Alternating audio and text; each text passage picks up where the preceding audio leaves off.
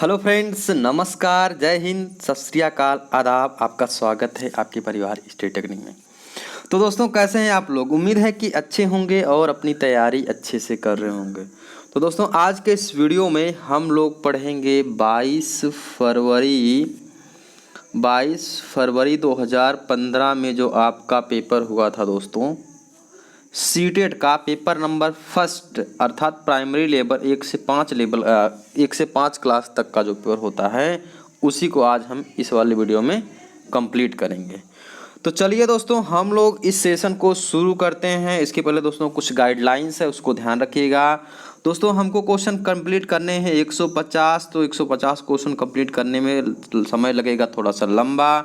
और अगर आप इस वीडियो को देखने में बीच में अगर आपको लगे कि 1 घंटा 2 घंटे मान लीजिए वीडियो हो गई, आपको लगे कि बीच में आपको समझ नहीं आ रहा है, तो वीडियो को आपको पॉज करना है। पॉज करके कुछ टहलना है, घूमना है, फिर दोबारा आकर देखेंगे तो आपको समझ में आ जाएगा।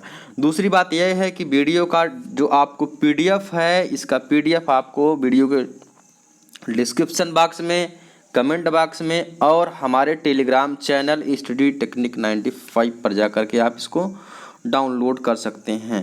दोस्तों, इसका पीडीएफ क्यों ज़रूरी है? इसका पीडीएफ इसलिए ज़रूरी है कि आप यहां से एक बार वीडियो देखिएगा, फिर पीडीएफ को डाउनलोड करके खुद से प्रैक्टिस करिएगा। जब आप खुद से प्रैक्टिस करना सीख जाएंगे दोस्तों, तब आपको समझ में आएगा कितना क्वेश्चन आपको नहीं आ रहा, फिर आप आ रहा या नहीं आ रहा है, उस हिसाब से आप डिसाइड करेंगे कि आपकी तैयारी कितनी है। तो चलिए दोस्तों, हम लोग शुरू करते हैं क्वेश्चन को करना। तो देखिए, ये हमारा पेपर का जो सीरीज नंबर है सी है। ये सब देख सकते हैं, जो देखना हो सब आप लोग जानते हैं, इतना एक्सपर्ट हो गए हैं। तो चलिए दोस्तों, थोड़ा सा क्वेश्चन हम जूम करते हैं और पेपर को हम शुरू करते हैं सॉल्व करना। तो देखिए, पहला क्वेश्चन, उससे पहले हम निर्देश देख लेते हैं। पहला पार्ट हमारा जानते हैं क्या होता है, बाल विकास एवं शिक्षा शास्त्र, जिसको कहते हैं चाइल्ड डेवलपमेंट एंड पेडागोजी। ठीक, अब निर्देश पढ़ लीजिए। आप लोग दिखा है कि निम्नलिखित प्रश्नों के उत्तर देने के लिए सबसे उचित विकल्प चुनिए। अब इन सभी में से सबसे उचित विकल्प चुनना। पहले इस क्वेश्चन के निर्देश को समझिएगा। कहीं कहीं क्या होता है दोस्तों, ये हमारा ऐसा सब्जेक्ट है या ऐसा हमारा पेपर होता है कि यहाँ चारों विकल्प सही होते हैं, लेकिन इसमें दिया गया सबसे उचित। देखिए, हाईलाइटेड भी कर दिया गया। सबसे उचित का मतलब होता है कि जो चारों में सबसे बेस्ट आंसर हो, आपको उसी को चुनना है। ठीक है, तो समझ में आए चीज़ आपको? तो चलो भैया, क्वेश्चन शुरू करते हैं। अब देखिए, पहला क्वेश्चन हमारा है कि शिक्षार्थियों के ज्ञान अर्जन में सहायता करने के क्रम में अध्यापकों को किस पर ध्यान केंद्रित करना चाहिए। ठीक है, ज्ञान अर्जन मतलब क्या होगा? शिक्षार्थी कुछ चीज़ सीखने जाते हैं स्कूल में, ठीक है, जो भी चीज़ सीखते हैं, अगर उसको शिक्षार्थी को सीखने में ज़्यादा हेल्प करनी है, मतलब ऐसा कोई व्यवस्था बना दिया जाए कि शिक्षार्थी जो है आराम से सीखे, मतलब शिक्षार्थी जो स्टूडेंट हैं स्कूल के, वो आराम से किसी भाषा, किसी ज्ञान को अर्जित कर लें या सीख लें, तो उसके लिए उसमें मतलब आसानी से सीखने के लिए अध्यापक क्या करेगा। ठीक है, तो उसी का आंसर आपको देना है। पहला देखिए क्वेश्चन हमारा क्या, थोड़ा जूम कर लेते हैं दोस्तों और बड़ा कर लेते हैं। हाँ, अब देखिए सही है। तो देखिए, इसमें पहला हमारा ऑप्शन क्या लिखा गया, शिक्षार्थियों के द्वारा प्राप्त किए गए अंकों ग्रेडों पर। तो क्या वो अंकों और ग्रेडों पर निश्चित करेगा किस बच्चे को ज़्यादा आता है, किस बच्चे की ज्ञान अर्जन क्षमता अच्छी है, किस बच्चे की खराब? ऐसी कोई बात तो नहीं है। दूसरा देख लीजिए, शिक्षार्थी के सक्रिय सहभागिता के लिए शामिल करना, मतलब शिक्षार्थी को सक्रिय सहभागिता के लिए शामिल करेगा, मतलब जैसे मतलब कोई एक्टिविटी करवाएगा, तो एक्टिविटी नहीं करवाते हैं, प्ले करवाएंगे या कुछ भी चीज़ करवाएंगे, तो उसमें अगर बच्चा शामिल होगा तो वहाँ से सीखेगा। क्या ये सही आंसर होगा? तीसरा देख लीजिए, शिक्षार्थी को द्वारा अधिगम अवधारणाओं में कुशलता प्राप्त करना, क्या ऐसा होगा? ठीक। चौथा देखिए, सुनिश्चित करना कि शिक्षार्थी को सब कुछ याद करते हैं। भैया, सब कुछ याद करने वाला हमारा कहीं भी ऑप्शन होगा, गलत होगा। तो इसका आंसर जो हो जाएगा कि हमारा बच्चे कहाँ पर ज़्यादा ज्ञान अर्जित करेंगे, जहाँ पर वो बच्चे एक्टिविटी करेंगे, जहाँ पर वो बच्चे एक्टिविटी करके सीखेंगे, अर्थात ऑप्शन नंबर सेकंड इसका सही आंसर हो जाएगा। क्लियर हो रहा है दोस्तों? अगर बच्चों को एक्टिविटी कराएंगे तो बच्चे ज़्यादा अच्छे से सीख जाएंगे, तो इसका जो है ऑप्शन नंबर सेकंड सही आंसर हो जाएगा। चलो भैया, बढ़ते हैं हमारा क्वेश्चन नंबर सेकंड पर, देखते हैं क्या है। थोड़ा सा और जूम कर लेते हैं दोस्तों। ये देखिए, लिखा गया क्वेश्चन नंबर सेकंड कि अध्यापक के दृष्टिकोण से प्रतिभाशीलता किसका संयोजन है। प्रतिभाशीलता मतलब जो गिफ्टनेस होता है, गिफ्टनेस मतलब होते हैं जो बोलते हैं कि बच्चा ये गॉड गिफ्टेड है, इसका माइंड आईक्यू लेवल बहुत ज़्यादा है, 140 प्लस जिसका, 140 के आसपास जिसका आईक्यू लेवल होता है, उसमें उसका क्या, उसका संयोजन क्या है, क्या क्या कम्बिनेशन होता है, मतलब प्रतिभाशाली बच्चों के पास कौन कौन सी विशेषताएं होती हैं, समझ लीजिए आपको वही बताना है। पहला देखिए, उनमें उच्च प्रेरणा होता है, उच्च मोटिवेशन अच्छा होता है, उच्च वचनबद्धता होता है, या उच्च क्षमता या हायर कैपेसिटी होती है, मतलब कोई चीज़ करने की, ठीक है। आगे देखिए, उच्च योग्यता, उच्च क्षमता, उच्च वचनबद्धता होती है, क्या ये होता है। आगे तीसरा देखिए, उच्च क्षमता, उच्च सृजनात्मकता या उच्च स्मरण शक्ति होती है। चौथा देखिए, उच्च योग्यता, उच्च सृजनात्मकता या उच्च वचनबद्धता होती है। तो भैया इसका आंसर हो जाएगा हमारा ऑप्शन नंबर 3। जो प्रतिभाशाली विद्यार्थी होगा उसमें क्षमता होगी उच्च, क्षमता मतलब कोई भी चीज़ होगा, एबिलिटी हो, किसी काम को करने की क्षमता होगी जो ज़्यादा होगी, ठीक है, मतलब किसी भी क्वेश्चन को हल करने के लिए, सॉल्व करने के लिए वो कर लेगा, ठीक है। सृजनात्मकता में क्या हो जाएगा, उसके अंदर जो है क्रिएटिविटी जो होगी वो सबसे अच्छी होगी, ठीक है। उच्च स्मरण शक्ति, भैया कोई भी चीज़ जो उसका मेमोरी होगी, जो माइंड उसका होगा बहुत शार्प होगा, ठीक है, तो टैलेंट भी बढ़िया होगा, ठीक, क्रिएटिविटी भी अच्छी होगी, और जो उसका माइंड भी होगा वो भी बहुत ज़्यादा शार्प होगा। ये हमारा क्या होता है, प्रतिभाशीलता की पहचान होती है, चाहे पहचान समझिए चाहे संयोजन समझिए, जो भी समझिए, यही आपका आंसर होगा। समझ में आया ना।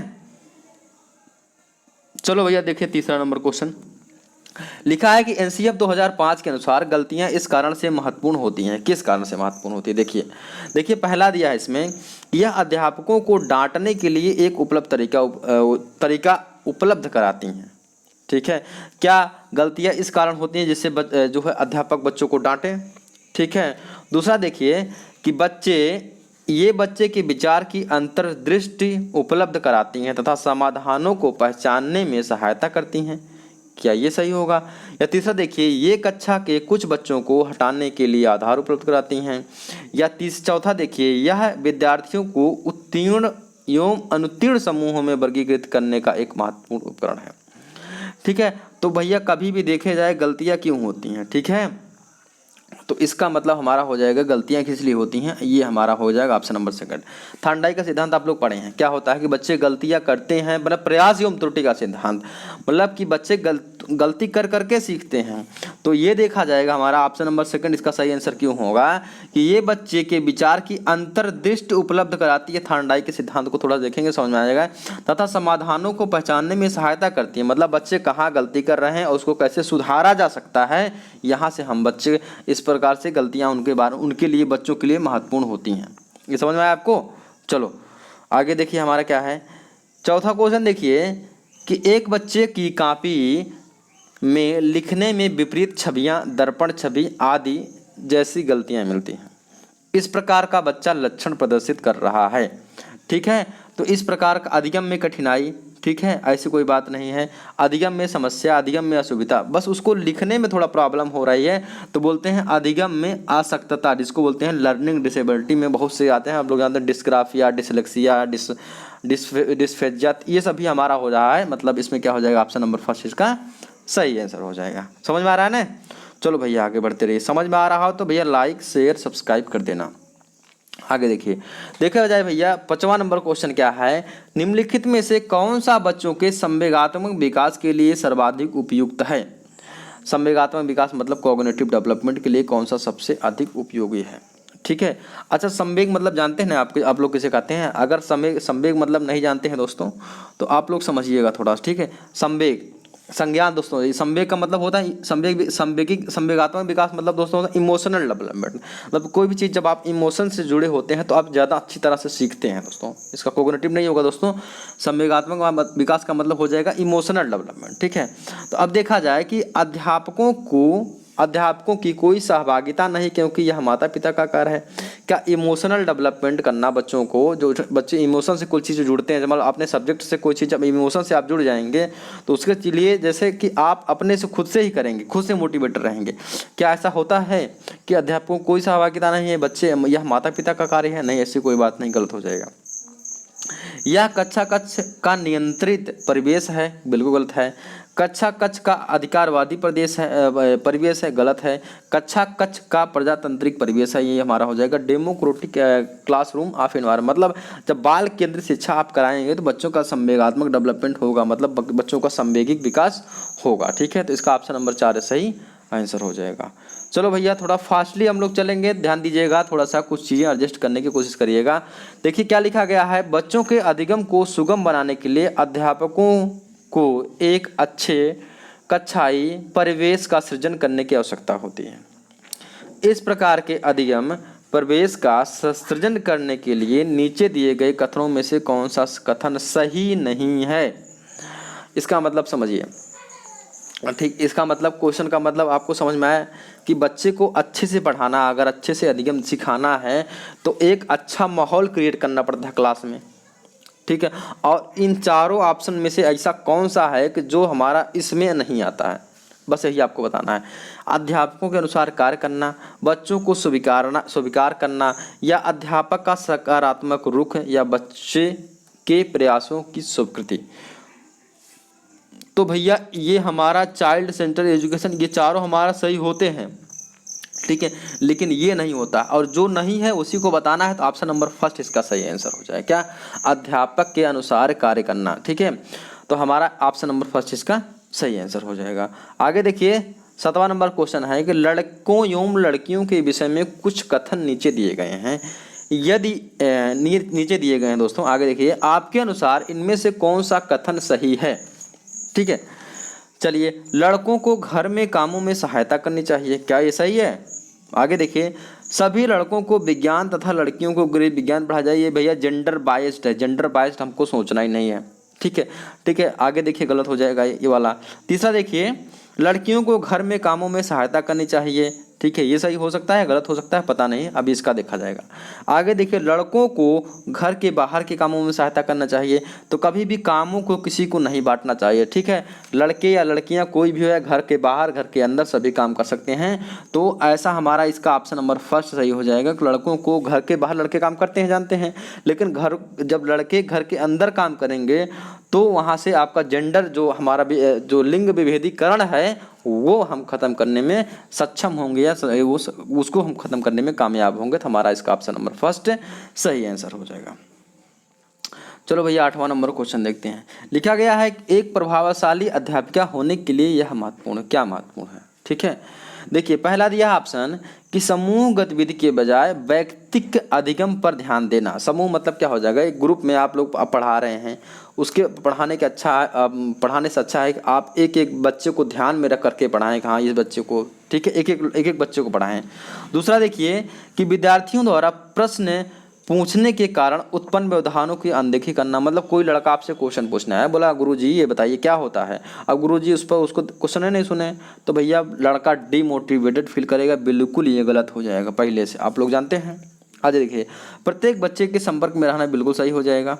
ठीक है, आगे देखिए, पुस्तक से उत्तरों को लिखाने पर बल देना, भैया लिखाने पर बल देने में ऐसा कोई नहीं है। प्रभावशाली अध्यापिका होने के लिए, ठीक है, इफेक्टिव टीचर होने के लिए आपको एक एक बच्चे के संपर्क में रहना है, एक बच्चे की एक एक समस्याओं को देखना है, तो ऑप्शन नंबर 3 इसका सही आंसर हो जाएगा दोस्तों। उम्मीद है कि आपको क्लियर हो रहा होगा दोस्तों। ठीक है, एक एक पॉइंट क्लियर होना चाहिए, यही मेरा एम है दोस्तों, आपको समझ में आना चाहिए। चलो आगे देखिए, हमारा 9वां नंबर क्वेश्चन है, निम्नलिखित में से कौन सा एक उपयुक्त रचनात्मक आकलन कार्य नहीं है? कौन सा हमारा रचनात्मक कार्य नहीं है? ठीक है, कौन सा हमारा फॉर्मेटिव असेसमेंट नहीं है? देखिए, परियोजना बनाना, क्या परियोजना बनाने में आपको रचनात्मक चीज़ें नहीं है, मतलब बच्चा रचनात्मक कार्य नहीं करेगा, फॉर्मेटिव असेसमेंट नहीं करेगा। आगे देखिए, अवलोकन में, ठीक, या विद्यार्थियों की योग्यता का क्रम निर्धारण, या खुले अंत वाले प्रश्न। तो रचनात्मक हमारा आकलन इसमें भी होगा, इसमें भी होगा, इसमें भी होगा, लेकिन विद्यार्थियों की योग्यता क्रम निर्धारण हमारा गलत हो जाएगा, तो इसका ऑप्शन नंबर 3 गलत हो जाएगा। और जो नहीं है उसी को पूछा है। आप लोग पेपर देने जाइएगा, इस चीज़ को बहुत ध्यान दीजिएगा, जो चीज़ नहीं दिया है वहाँ पर ध्यान दीजिएगा, तो इसका ऑप्शन नंबर 3 जो है इसका सही आंसर हो जाएगा। क्लियर हो गया ना? चलो आगे देखिए, हमारा क्या है 10वां नंबर क्वेश्चन। लिखा गया है विकृत लिखावट से संबंधित लिखने की योग्यता में किसकी कमी होती है? अब इसका आप लोग जानते हैं डिस्ग्राफिया होता है। डिस्ग्राफिया मीन्स क्या होता है, जब हम लिखने में गलती करते हैं डिस्ग्राफिया होती है, पठन में गलती करते हैं तो डिस्लेक्सिया होती है, कैलकुलेशन में गलती करते हैं तो डिसकैलकुलिया होती है, डिस्प्रेक्सिया में क्या करते हैं हम छोटे छोटे काम को, जैसे मान लो जूते की डोरी लेस बांधना, उसको कहते हैं ना जूते की लेस बांधना, चलने में थोड़ा मोड़ा, या मतलब कपड़े का वो बटन बंद करने में, ये सभी प्रॉब्लम होती है, उसको कहते हैं हम डिस्प्रेक्सिया दोस्तों। ठीक है, तो ये चारों आपको समझ में आ गया है। चलो भैया आगे देखिए, हम 11 नंबर क्वेश्चन लिखा है हमारा, पियाजे के सिद्धांत के अनुसार निम्नलिखित में से कौन सा व्यक्ति संज्ञानात्मक विकास से प्रभावित नहीं है, प्रभावित नहीं करेगा। मतलब कौन सा ऐसा व्यक्ति है जिसको संज्ञानात्मक विकास मतलब कॉग्निटिव डेवलपमेंट नहीं प्रभावित कर। अच्छा, कॉग्निटिव संज्ञानात्मक में क्या होता है? संज्ञानात्मक सबसे हिंदी अपने भाषा में समझ लीजिए दोस्तों, समझ किसको, जिसको अंदर जितनी समझ होती है उसको कहते हैं उतना कॉग्निटिव डेवलपमेंट हो गया। ठीक है, अपने भाषा में बता रहे हैं दोस्तों, थोड़ा सा इसको वैसे मत लीजिएगा। संज्ञानात्मक में क्या हो जाएगा, समझ, आपके अंदर कितना समझ है। तो सामाजिक अनुभव, परिपक्वन, क्रियाकलाप, भाषा। तो देखिए किस जीन पियाजे महोदय सामाजिकता को तो बिल्कुल नहीं मानते हैं, वो परिपक्वन में क्या होता है मेच्योरिटी को मानते हैं, क्रियाकलाप एक्टिविटी को मानते हैं, भाषा को मानते हैं, लेकिन सामाजिक अनुभव को नहीं मानते हैं। तो इसका हमारा ऑप्शन नंबर फर्स्ट ही सही हो जाएगा। अच्छा, सामाजिक अनुभव को कौन मानता है भैया, आप लोग जानते हैं ना कौन मानते हैं? लेव वाइगोत्स्की महोदय कहते हैं कि जो बच्चा हमारा होता है समाज में रह करके सामाजिक अंतःक्रिया करके बच्चा सीखता है। तो भैया इसका सही आंसर हो जाएगा ऑप्शन नंबर फर्स्ट, क्योंकि दिया है जो नहीं है वही हमको टिक करना है, तो ऑप्शन नंबर फर्स्ट इसका सही आंसर हो जाएगा। आगे देखिए 12 नंबर क्वेश्चन समझ में आ रहा है दोस्तों, एक एक चीज़ समझ में क्लियर होना चाहिए, बस मेरा यही पर्पज है, आपका सिलेक्शन होना चाहिए दोस्तों। चलिए, दिया गया इनमें से, 2 बार से हो गया, ध्यान दीजिएगा, एक बार है, इनमें से कौन सा त्रितंत्रीय सिद्धांत में व्यवहारिक बुद्धि का अभिप्राय नहीं है।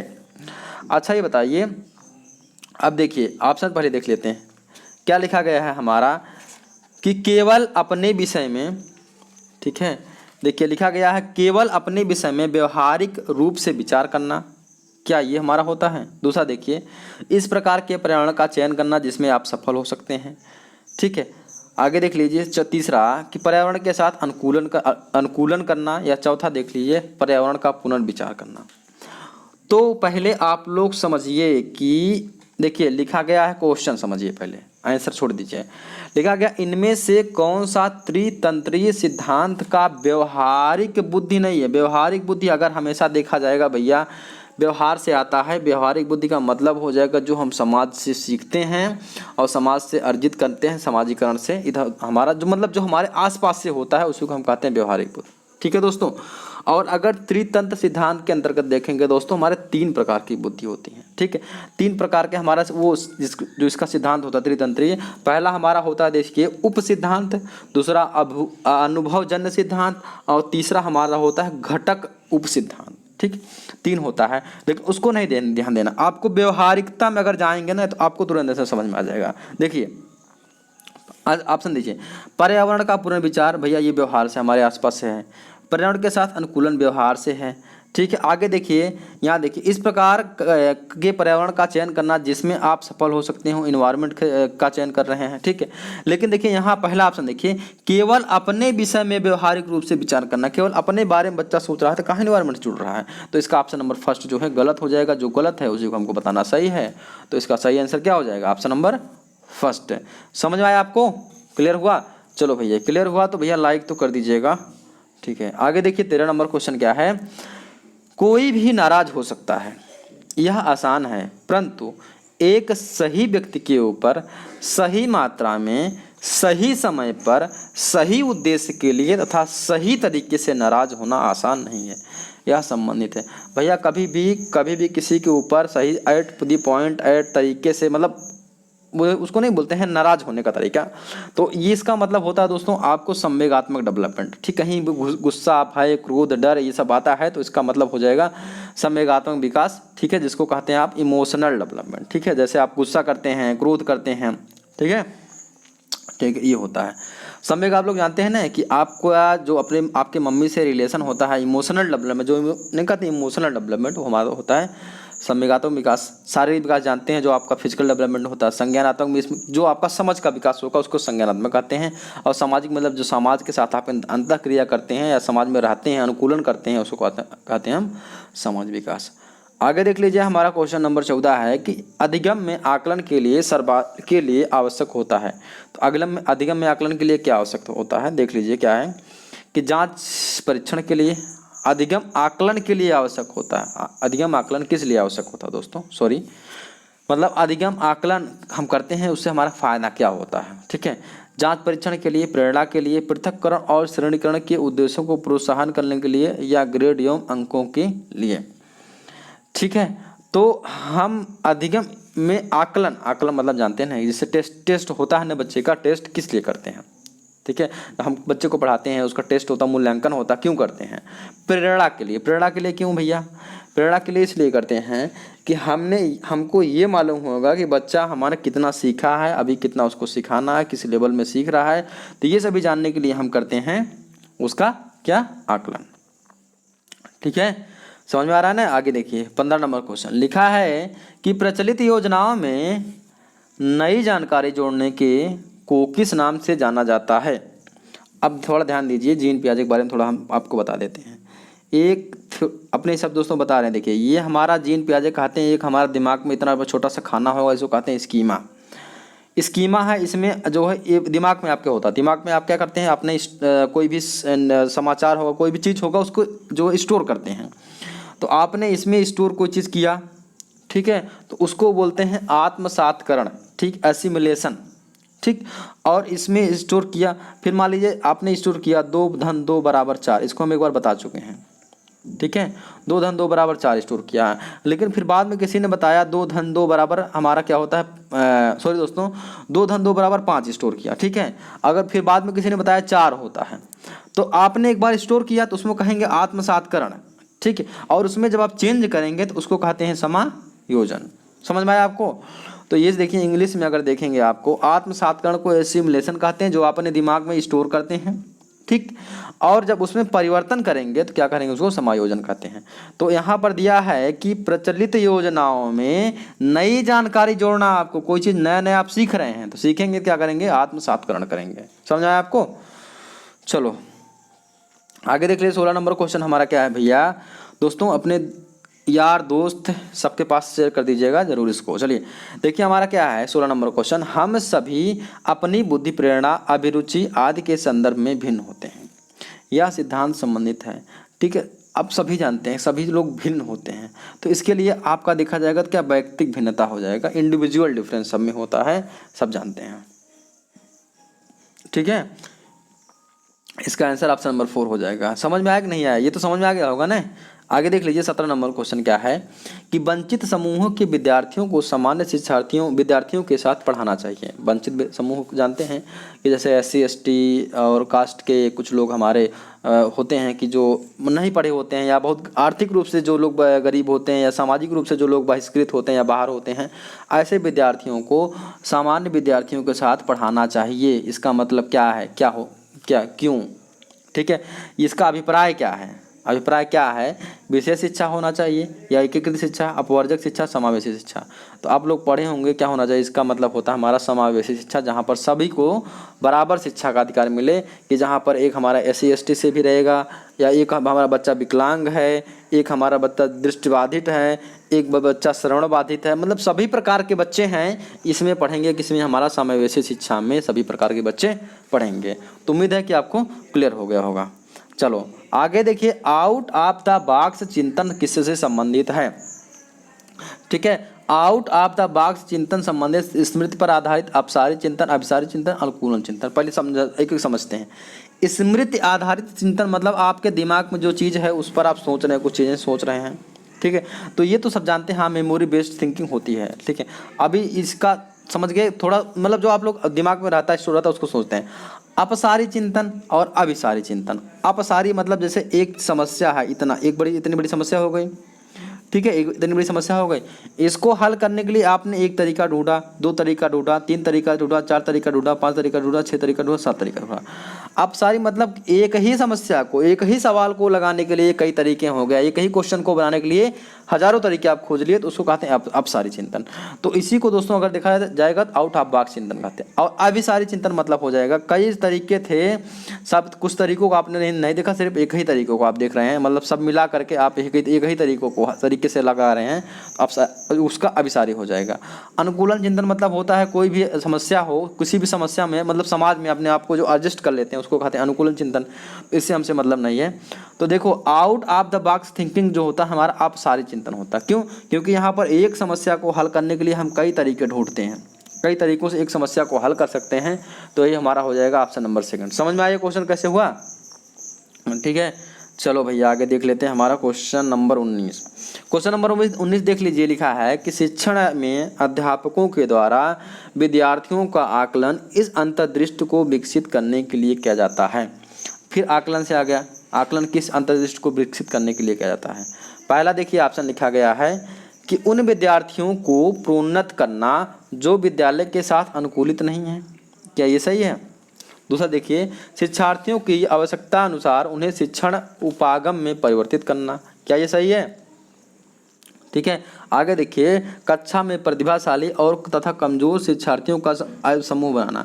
तो आप जो है कक्षा को दो समूहों में नहीं बांट सकते, ये आंसर गलत हो जाएगा सीधा सीधा।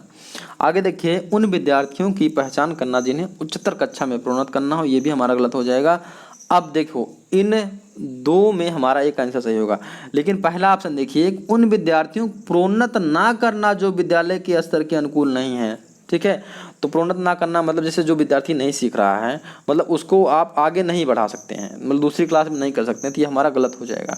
इसका ऑप्शन हमारा सही हो जाएगा क्या? Option number second. क्या हो जाएगा? शिक्षार्थियों की आवश्यकता अनुसार शिक्षण उपागम में परिवर्तित करना। मतलब कोई भी अगर विद्यार्थी है उसको समझ में नहीं आ रहा है किसी एक तरीके से, उसको आप उस तरीके को चेंज करके किसी दूसरे तरीके से आप समझाएंगे तो किसी ना किसी तरीके से बच्चे को समझ में आ जाएगा। ठीक है, तो ये आपका ऑप्शन नंबर सेकंड इसका सही आंसर। मतलब अप्रोच को आपको चेंज कर, अप्रोच जानते हैं ना, अप्रोच को चेंज करना पढ़ाने का। जिस तरीके से पढ़ा रहे हैं अगर उससे नहीं समझा किसी दूसरे तरीके से पढ़ाएंगे, लेकिन आप परिवर्तन करके पढ़ाएंगे तो बच्चा सीखेगा, किसी न किसी तरीके से जरूर सीखेगा। आई होप दोस्तों समझ में आ रहा है आपको। 20 नंबर क्वेश्चन देखिए, लिखा गया अधिगम अनुभव को इस प्रकार से आयोजित किया जाना चाहिए। ठीक है, जिसमें अधिगम को सार्थक बनाया जा सके। नीचे दिए गए अधिगम अनुभव में से कौन सा बच्चों के लिए सार्थक अधिगम को सुगम नहीं बनाता है? अधिगम अनुभव, ठीक है, वो सुगम नहीं बनाता है। क्वेश्चन समझ में आया आपको? ठीक है, तो भैया अधिगम अनुभव करना, अधिगम में सीखना होता है दोस्तों, आप लोग जानते हैं ना। तो सीखना में एक्सपीरियंस लाना है, तो कौन सा इसमें से सही नहीं है? बच्चा किस प्रकार से अच्छे से सीखेगा, सीधा आप लोग समझ लीजिए। ठीक है, तो अब देखिए विषय वस्तु पर प्रश्न बनाना। तो अगर मान लीजिए कि किसी बच्चों को आप लोग बोलेंगे हाँ इस पर आप क्वेश्चन बनाइए, तो वहाँ से आप वो बच्चा सीखेगा, बिल्कुल सीखेगा। आगे देखिए, प्रकरण पर परिचर्चा और वाद विवाद, बिल्कुल यहाँ से भी सीखेगा बच्चा। यहाँ से प्रकरण में जानते हैं ना कि कोई भी चीज़ होगा, मतलब जैसे कोई भी टॉपिक होगा, प्रकरण में क्या होगा, कोई भी टॉपिक होगा उस टॉपिक पर वाद विवाद किया जाएगा, डिबेट किया जाएगा, डिबेट करके बच्चा सीखेगा। ठीक, आगे देखिए मतलब प्रकरण पर प्रस्तुतिकरण, जिस टॉपिक पर को आप हैं उस टॉपिक पर वो प्रेजेंटेशन तैयार करेगा, बिल्कुल सीखेगा। इन तीनों तरीकों से बच्चा का अधिगम अनुभव होगा। लेकिन ये चौथा तरीका देखिए लिखा है, विषय वस्तु को केवल याद करने के आधार पर पुनरावृत्ति करना, ये हमारा गलत हो जाएगा। तो इसका ऑप्शन नंबर 4 हमारा गलत हो जाएगा, और जो गलत है उसी को बताना सही है, तो ऑप्शन नंबर 4 इसका सही आंसर हो जाएगा। समझ में आया आपको? आगे देखिए, लिखा गया है बच्चों को शाब्दिक या गैर शाब्दिक दंड देने का परिणाम होता है। जानते हैं आप लोग दंड देते हैं, ठीक है, स्कूल में टीचिंग लगा होगा तो आप लोग गए होंगे, हड़काए होंगे, एकदम जाते हैं क्लास में टाइट होकर के, हाँ तुम कौन ऐसी गलती कर रहा है, कौन कर रहा है। ठीक है, कभी गैर शाब्दिक दंड भी हो जाता है कि कुछ हल्का फुल्का पढ़ भी जाता होगा, तो उसका परिणाम क्यों आप मानते हैं? बच्चों को क्यों आप ऐसा करते हैं कि दंड क्यों देते हैं? ठीक है, ऐसा क्यों होता है? बच्चे की छवि को सभी छवि की सुरक्षा करना। हाँ, बच्चे कोई गलती कर रहे हैं, वो गलती गलत ना हो पाए उसमें सुधार करना। आगे देखिए, तीसरा देख लीजिए दूसरा छोड़ करके, कि उनके स्वयं के प्रति अवधारणा को नष्ट करना। क्या ये गलत सही होगा? गलत हो जाएगा। उन्हें कार्य करने के लिए प्रेरित करना सही हो जाएगा, उनके अंकों में सुधार करना सही हो जाएगा। लेकिन देखिए उनके स्वयं के प्रति अवधारणा को नष्ट करना, ठीक है, मतलब बच्चे एक अपने दिमाग में कोई कॉन्सेप्ट बना के रखे हैं, उसको आप लोग अगर नष्ट कर देंगे तो बच्चे डिमोटिवेटेड हो जाएंगे। तो ये हमारा ऑप्शन जो है थर्ड इसका गलत हो जाएगा। जो गलत है उसी को देखना है, क्योंकि बच्चों का परिणाम होता है, तीनों परिणाम ये होते हैं, ये भी होगा सही होगा, ये भी सही होगा, लेकिन ये परिणाम हमारा जो हो जाएगा वो नकारात्मक परिणाम हो रहा है, ठीक है, नकारात्मक परिणाम हो रहा है, तो वही हमारा थर्ड वाला सही आंसर इसका हो जाएगा। समझ आया आपको? आगे देखिए लिखा गया है कि अध्यापक ने एक कमेटी के प्रधान को सभापति के स्थान पर सभाध्यक्ष लिखा। यह संकेत करता है कि अध्यापिका, अब देखिए सभापति सभाध्यक्ष, अभी आपको नहीं समझ आ रहा, बता रहे हैं अभी। देखिए पहला ऑप्शन क्या लिखा है कि भाषा पर अच्छा अधिकार रखती है, मतलब जो टीचर है अध्यापिका है वो भाषा पकड़ उसकी अच्छी है। दूसरा देखिए एक लिंग मुक्त भाषा का प्रयोग कर रही है, या तीसरा देखिए ऑप्शन लिंग पूर्वग्रह से ग्रस्त है, या चौथा देखिए एक अधिक उपयुक्त पारिभाषिक शब्द का पालन करती है। तो इसमें देखिए उसने सभापति, कहीं भी आपको सभापति लिखा जाएगा तो वो मेल हो जाएगा, लेकिन सभा अध्यक्ष लिखा जाएगा तो मेल और फीमेल दोनों हो जाएगा। तो यहाँ पर उसने जेंडर बायस को ख़त्म कर दिया, तो हमारा ऑप्शन नंबर इसका सही हो जाएगा सेकंड। ऐसा नहीं होता है कि कहते हैं चेयरमैन में क्या होता है, जो हमारा वहाँ का सभापति रहेगा या जो चेयरमैन रहेगा वो आदमी रहेगा, ठीक है, चेयरमैन से चेयरवुमेन नहीं होता है, क्या होता है वहाँ पर चेयरपर्सन हो जाता है। अगर चेयरपर्सन आप कहेंगे तो मैन आदमी और औरत में अंतर नहीं होगा, चेयरपर्सन हो गया, लेकिन चेयरवुमेन होता नहीं, वैसे चेयरमैन ही कहते हैं। तो हमारा इसका कौन हो जाएगा, सेकंड ऑप्शन सही हो जाएगा। समझ में आ रहा है दोस्तों? समझ में आ रहा है तो भैया दोस्तों के पास शेयर कर देना, दोस्त सहेली सहेला जिसके पास होगा सबके पास शेयर कर देना, ठीक है। आगे देखिए हमारा क्या है, सतत मूल्यांकन। सतत एवं व्यापक मूल्यांकन किसके लिए आवश्यकता है? सतत मूल्यांकन मीन्स होता है कंटिन्यूअस, ठीक है, इवैल्यूएशन जो करते हैं, और व्यापक मूल्यांकन मीन्स होता है, दोनों में थोड़ा सा अंतर समझ लीजिए। सतत मूल्यांकन क्या होता है कि जो लगातार चलता है, जैसे आज भी कर रहे हैं, एक हफ्ते में आप थोड़ा थोड़ा बच्चों का मूल्यांकन करें। और व्यापक मूल्यांकन में क्या होता है दोस्तों कि मतलब बच्चे को सभी एस्पेक्ट्स को देख करके जो मूल्यांकन किया जाता है उसको व्यापक मूल्यांकन कहते हैं, ठीक है। ये कई बार होता है वैसे। तो दोनों किसके लिए आवश्यक है, दोनों क्यों किया जाता है, आपको इसका आंसर बताना है, ठीक है। देखिए पहला देखिए इसका क्या है आंसर कि शिक्षा बोर्ड की जवाबदेही को कम करने के लिए। ऐसे कोई बात तो है नहीं अगर देखा जाए सही कि हमारा वो बात मांगता है कि भैया देखो कितना आंसर आया, कितना नंबर आया, कितना नंबर नहीं आया। या जल्दी जल्दी की जाने वाली गलतियों की तुलना में कम अंतराल पर की जाने वाली गलतियों को सुधारना, ये हो सकता है सही, ठीक है। आगे देख लेते हैं तीसरा ऑप्शन कि यह समझने के लिए कि अधिगम का किस प्रकार अवलोकन किया जाता है, दर्जा दिया जाता है, वह सुधार किया जा सकता है, ये भी सही हो सकता है, ठीक है। शिक्षण के साथ परीक्षण का तालमेल बैठाने के लिए, ये गलत हो सकता है। अब इन दोनों में देखिए कौन सा सही हो जाएगा। लिखा है जल्दी जल्दी की जाने वाली गलतियों की तुलना में कम अंतराल पर की जाने वाली गलतियों को सुधारना, तो ये हमारा हो जाएगा गलत, गलतियों को सुधारना, ठीक है। इसका ऑप्शन नंबर हमारा क्या हो जाएगा, थर्ड हो जाएगा सही। क्या, क्यों हमारा मूल्यांकन होता है, सतत और व्यापक मूल्यांकन क्यों होता है बच्चों का, कि यह समझने के लिए किया जाता है कि जो बच्चा हमारा अधिगम, और अधिगम मीन्स क्या होता है, सीखना, जो बच्चा हमारा सीख रहा है वो किस प्रकार से सीख रहा है, और अभी सीखने में कहाँ कमी बची है, कहाँ से हमको किस चीज़ को अभी नहीं सिखा पाए हैं, उसमें किस प्रकार से परिवर्तन ला करके हम बच्चों को आसानी से उसको सिखा सकते हैं। दोस्तों समझ में आया आपको ना? इसका ऑप्शन नंबर थर्ड क्यों हुआ। आगे देखिए लॉरेंस कोहलबर्ग के सिद्धांत में कौन सा स्तर नैतिकता की अनुपस्थिति को सही अर्थ में सूचित करता है, ठीक है। अब देखो अनुपस्थिति दिया है, नैतिकता में अनुपस्थिति नहीं है, मतलब कौन सा मोरल डेवलपमेंट, यहाँ मोरलिटी बच्चे का किसी व्यक्ति के अंदर है ही नहीं। तो इसका स्तर होता है एक, स्तर एक होगा दोस्तों। एक वीडियो पड़ी होगी, इसमें जाकर के आप लोग देख लीजिएगा लॉरेंस कोहलबर्ग के बारे में, उसमें तीनों स्तर के बारे में एक से एक बढ़िया से डिटेल में आपको बताया गया है।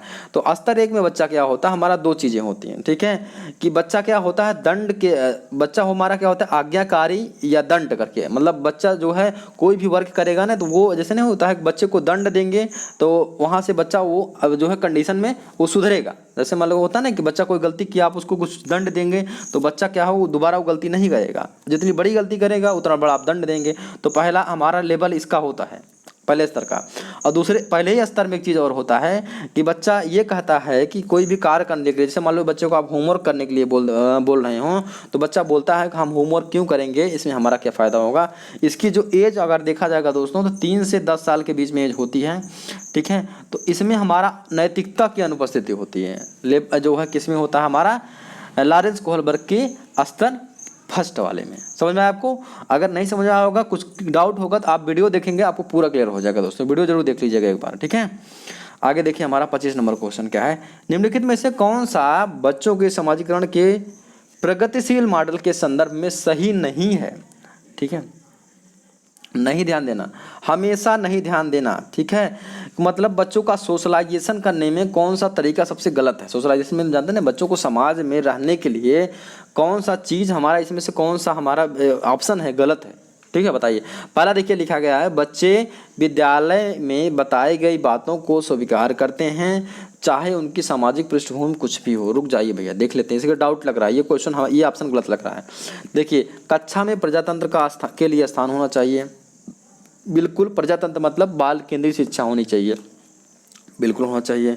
तीसरा देखिए, सामाजिकरण सामाजिक नियमों का अधिग्रहण है। सामाजिक नियमों का अधिग्रहण मीन्स होता है ना कि अपने अंदर कोई चीज़ अडॉप्ट कर लेना। अडॉप्ट मतलब क्या है, समाज में होता है ना कि ये चीज़ ऐसे करना है, ये तरीका ऐसे है, तो वही ना होता है कि आप समाज का कोई चीज़ सीख लेते हैं, तो अधिग्रहण हो जाएगा, बिल्कुल सही होता है।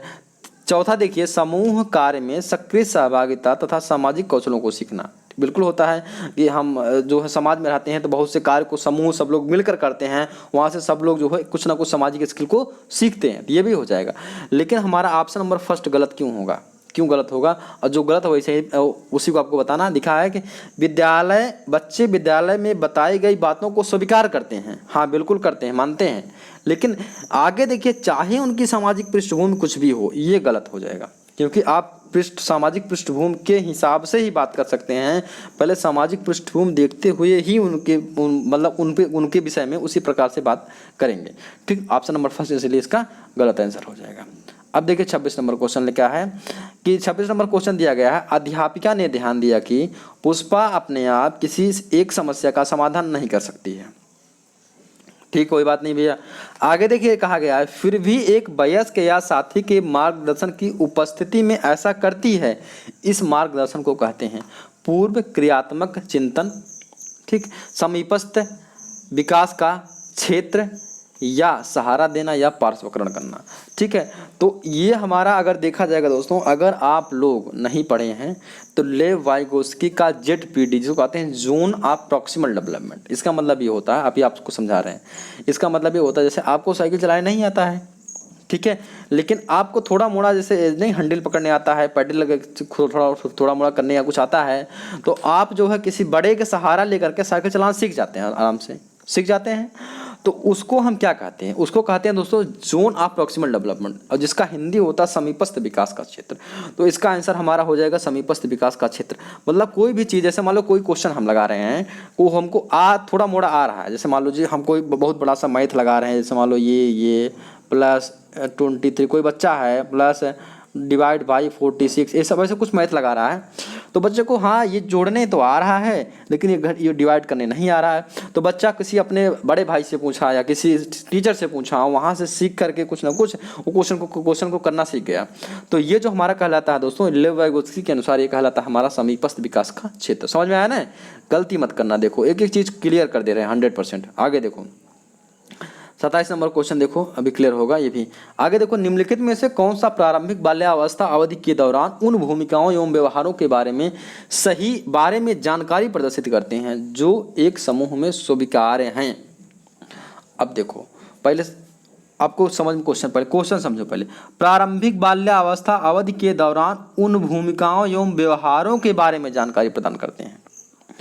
तो प्रारंभिक बाल्यावस्था जानते हैं कितना होता है, 6 से 9 वर्ष होता है, ठीक है।